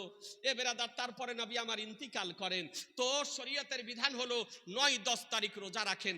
আশুরার রোজা যদি রাখেন 1 বছরের আপনার রোজা রাখার সওয়াব পাবেন এবং গুনাহকে আল্লাহ ক্ষমা করবেন। জি, আর কি করেন আপনি? এই যে আজকে রাত্রি, আশুরা রাত্রি জাগরণ করে ইবাদত করেন, তাসবিহ তাহলিল করেন, জিকির আজকার করেন, ইমাম আলী মাকাম ইমাম হুসাইন রাদিয়াল্লাহু তাআলা আনহুর আলোচনা শুনুন, তওবা ইস্তেগফার পাঠ করেন, কালেমা পাঠ করেন, কোরআনে পাক তেলাওয়াত করেন, দরুদ ও সালাম পড়েন, আল্লাহর কাছে কেঁদে কেঁদে খুব দোয়া করেন, নামাজ পড়েন, ইবাদতের মাধ্যমে রাত্রিটি অতিবাহিত করেন। 10 তারিখ আশুরার দিন রোজা রাখবেন। ইমাম আলী মাকাম ইমাম হুসাইনের নামে ফাতেহার ব্যবস্থা করুন, নিয়াজের ব্যবস্থা করুন, দান করুন, সদকা করুন, খিচুড়ি খাওয়ান, বিরিয়ানি খাওয়ান, আপনার সাধ্য মোতাবিক দান করুন, পানি পান করান, সাবিল লাগান, দুধ পান করান, শরবত পান করান, মিলাদ মাহফিলের আয়োজন করেন, আর দুআয়ে আশুরা পাঠ করেন। জৈনুল আবেদিন রাদিয়াল্লাহু তাআলা আনহু হতে বর্ণিত হয়েছে যে দুআয়ে আশুরা আপনার আছে 2 রাকাত সূর্য উদিত হওয়ার পর থেকে নিয়ে সূর্য অস্তমিত যাওয়ার পূর্ব পর্যন্ত সারা দিনের মধ্যে যদি কোনো সময় তাজা ওযু করে 2 রাকাত নামাজ পড়তে পারেন, সূরা ফাতিহার পর 11 বার আপনার সূরা ইখলাস দিয়ে 2 রাকাত নামাজ পড়ে সালাম ফিরার পর আপনার 1 বার আয়াতুল কুরসি, 9 বার আপনার দরুদে ইব্রাহিম পড়ার পর এই দুআয়ে আশুরাটা যদি পড়েন তো বলা হয়েছে 1 বছরের মৃত্যুর আপনি গ্যারান্টি পেয়ে যাবেন। 1 বছর মৃত্যু হবে না। বলা হয়েছে যদি তার মৃত্যু থাকে তবে পড়তেও পারবে না বা শুনতেও পারবে না, আর কেউ যদি শুনে নেয় বা পড়ে নেয় তবে তার মৃত্যু 1 বছর হবে না। সুতরাং এই ইবাদতের মাধ্যমে আপনি আশুরার দিন, আশুরা রাত্রি অতিবাহিত করুন। এরই নাম হলো মুহররম পালন করা। কথা বোঝা গেল? লাঠি খেলার নাম মুহররম পালন করা নয়, ঢোল ঢাক বাজানোর নাম মুহররম পালন করা নয়, বুক চাপড়ানোর নাম মুহররম পালন করা নয়, ঝান্ডি খেলার নাম মুহররম পালন করা নয়, বুরসিয়া গাওয়ার নাম মুহররম পালন করা নয়, ব্লেড মারার নাম মুহররম পালন করা নয়, চাকু মারার নাম মুহররম পালন করা নয়, জিঞ্জির মারার নাম মুহররম পালন করা নয়, আগুনে ঝাঁপ দেওয়ার নাম মুহররম পালন করা নয়, আপনার কালো সবুজ লাল পোশাক পরে দৌড়ে বেড়ার নাম মুহররম পালন করা নয়, খালি পায়ে দৌড়ে বেড়া, কাশিদে যাওয়া, দৌড়া হাতে যাওয়া, এর নাম মুহররম পালন করা নয়। এগুলি সব ইসলামিক কুসংস্কার, সামাজিক কুসংস্কার, নাজায়েজ, বেদাত, হারাম। এই সমস্ত কাজগুলি আপনার শরীয়তে করা জায়েজ নয়, জায়েজ নয়, জায়েজ নয় মুসলমান। এগুলি ঢোল ঢাক বাজানো হচ্ছে শিয়াদের কাজ, ঢোল ঢাক বাজানো শিয়াদের কাজ, বুক চাপড়া শিয়াদের কাজ, আগুনে ঝাঁপ দেওয়া শিয়াদের কাজ, ব্লেড মারা, চাকু মারা শিয়াদের কাজ। এ সমস্ত কাজ করা যাবে না। এই আপনার লাঠি খেলা, ঢোল ঢাক বাজানো, তার তালে তালে লাচা, এসব কিছু আপনার শরীয়তে করা যাবে না। আপনি জানেন কার্বলাতে 3 দিন পিপাসিত থাকার পরও আহলে বায়াতের এক ওয়াক্তের নামাজ কাজা হয়নি, এক ওয়াক্তের নামাজ কাজা হয়নি। আলী আসগারের পবিত্র দেহ পড়ে, আকবরের দেহ পড়ে, কাসিমের দেহ পড়ে, কসম খোদার তবুও চুলহা জ্বলেনি, তবুও এক ওয়াক্তের নামাজ কাজা হয়নি। তো যদি ইমাম হুসাইনকে মহব্বত করেন তাহলে আপনি দাবি করলে কর্মটা করতে হবে যে আপনারও এক ওয়াক্তের নামাজ কাজা হবে না। মুহররম পালন করুন আলহামদুলিল্লাহ। বেরাদার আলী ইসলাম, আপনাদেরকে বলি এই যে কুসংস্কারগুলি আছে এগুলিকে দূর করুন। ইমাম হুসাইনের নামে যে আলোচনা সভার ব্যবস্থা করেছেন আলহামদুলিল্লাহ খুব ভালো। একটা কথা বলে দিই বেরাদার, এই সভাটা করা যাবে কিনা একটু আপনাকে বইটাই দেখিয়ে দিই। ইমাম হুসাইন রাদিয়াল্লাহু তাআলা আনহুর স্মরণে তার আলোচনা সভার ব্যবস্থা করা যাবে কিনা আমরা ব্যবস্থা করি। দেখুন এই কিতাবটা দেখিয়ে দিই, তারপরে আপনার আলোচনা আমি শেষ করব। এই কিতাবটির নাম ফাতোয়ায়ে রাজাবিয়া। এই কিতাবটি হলো 12 খণ্ড। এর লেখক আমার আলা হযরত ইমাম ইশক মোহাম্মদ ইমাম আহমদ রাজা রাদিয়াল্লাহু তাআলা আনহু। কিতাবটি এটা হচ্ছে 9 খণ্ড আমি নিয়ে এসেছি। এই কিতাবটির মধ্যে যেমন উর্দুতে ফতোয়া আছে তেমনি আপনার ফার্সিতে আছে তেমনি আরবিতে আছে। এই জন্য পাকিস্তান থেকে বিজ্ঞ মুফতিগণ একটা টিম তৈরি করে দীর্ঘদিন অক্লান্ত পরিশ্রম করে এই আরবি ফার্সির অনুবাদ করে তাখরিজ করে আপনার মুতারজাম ফাতোয়ায়ে রাজাবিয়া বের করেছেন, 30 খণ্ডে বিভক্ত। এই কিতাবের ভুল আজ পর্যন্ত কারো পক্ষে ধরা সম্ভব হয়নি। এই 9 খণ্ডের মধ্যে আমার আলা হযরত ইমাম আহমদ রাজা আলাইহির রহমার রিদওয়ানকে জিজ্ঞাসা করা হয়েছে, বলে হুজুর ইমাম হুসাইনের আলোচনা সভার ব্যবস্থা করা, ইমাম হুসাইনের নামে পানি পান করা, শরবত পান করা, খিচুড়ি খাওয়া এগুলো জায়েজ না না জায়েজ? তো আমার আলা হযরত ইমাম আহমদ রাজা আলাইহির রহমার রিদওয়ান এই প্রশ্নের তিনি উত্তর দিতেছেন ব্রাদার আল ইসলাম যে हाँ अगर सही रिवायत बयान की जाए और कोई कलेमा किसी नबी या मलक या अहले बयात या सहाबी की तौहीन शान का मुबालगा उमदह वगैरह में ना में मज़कूर ना हो, ना वहाँ में या नुहा या सिनाकुबी या गिरिबान दारी मतम या तसन्नु या तस्दीद गम वगैरह ममनुआत शरिया हूँ तो जिक्र शरीफ फजाइल व मनाकिब हजरत सैयदना इमाम हुसैन रदियल्लाहु ताला अन्हु का बिला शुबह मौजब सबाब व नुज़ूल रहमत है। मुद्दा कथा ইমাম আহলে সুন্নাত ইমাম আহমদ রাজা রাদিয়াল্লাহু তাআলা বলেছেন, যদি ইমাম হাসান ও হুসাইনের আলোচনা সহিহ রিওয়ায়াত মোতাবেক হয়, কোনো বানাওয়াটি মওজু রিওয়ায়াত যেন না হয়, সহিহ রিওয়ায়াত মোতাবেক যদি হয়, আর সেখানে যদি আপনার সিনা চাপড়ানো না হয়, গিরেবান ছিঁড়া যদি না হয়, মাতম করা না হয়, শরীয়ত বিরোধী কোনো কার্যকলাপ না হয়, তো সেখানে যেন কোনো ফারেস্তা বা আহলে বায়াত কোনো সাহাবীর সম্পর্কে আপনার কুটুক্তি যেন না করা হয়, তো এই রকমে ইমাম হাসান ইমাম হুসাইন রাদিয়াল্লাহু তাআলা আনহুর মহান ব্যক্তিত্বের আলোচনা করা সহিহ রিওয়ায়াত মোতাবেক জায়েজ। কথা বুঝে নিলেন? এবং তার নামে শরবত পান করা, সাবিল লাগানো, দুধ পান করা জায়েজ। এই কিতাবে আপনার লেখা আছে। আর 1 মিনিট হলো, আর 1 মিনিট দেখিয়ে দিই। এটা সুন্নি জামাতের কিতাব, সুন্নি জামাতের কথা। এবার দেওবন্দি ওয়াহাবিরা কি বলেছে জানেন? জানেন না? দেখেন একটা কিতাব দেখেন, এই কিতাবটা দেখছেন,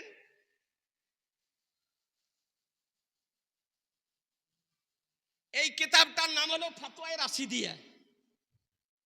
কিতাবটির লেখক মৌলভী রাশিদ আহমদ গাঙ্গুহি। এই রাশিদ আহমদ গাঙ্গুহি কে জিজ্ঞাসা করা হয়েছে যে ইমাম হাসান ও হুসাইনের আলোচনা সভার ব্যবস্থা করা জায়েজ কিনা। এই যে দেওবন্দি ওয়াহাবিদের গুরু, কেন্দ্রীয় গুরু, ও লিখতেছে জায়েজ কিনা। तो बोलছে যে मुहर्रम में जिक्र शहादत हुसैन अलैहिस्सलाम करना अगरचे 12 बायते सहीहा हो या सबील लगाना या शरबत पिलाना या चंदा सबील और शरबत में देना या दूध पिलाना सब नादुरुस्त আর তাসাব্বুহে রাবাফিজ কে বাধা সে হারাম হ্যায়। নাউজুবিল্লাহ। বলছে মুহররমে ইমাম হাসান ও হুসাইনের শাহাদাতের আলোচনা করা যদিও সঠিক রেওয়ায়েত মুতাবিক হয় তবুও জায়েজ নয়। বলছে না জায়েজ, হারাম। ইমাম হুসাইনের নামে পানি পান করানো, শরবত পান করানো, চাঁদা দেওয়া, এই যে চাঁদা দিয়েছেন না, এই সভা করেছেন, সভার চাঁদা দিয়েছেন, তো বলছে চাঁদা দেওয়া এগুলি সব রাফেজি শিয়াদের সঙ্গে মতো হওয়ার কারণে না জায়েজ, হারাম। নাউজুবিল্লাহ। কথা বুঝে নিলেন? তাহলে দেওবন্দি ওয়াহাবিদের নিকটে সহিহ রিওয়ায়াত মুতাবিক ইমাম হাসান হোসাইনের আলোচনা করা না জায়েজ, হারাম, করা যাবে না। খিচুড়ি খাওয়া যাবে না, শরবত খাওয়া যাবে না, পানি পান করা যাবে না।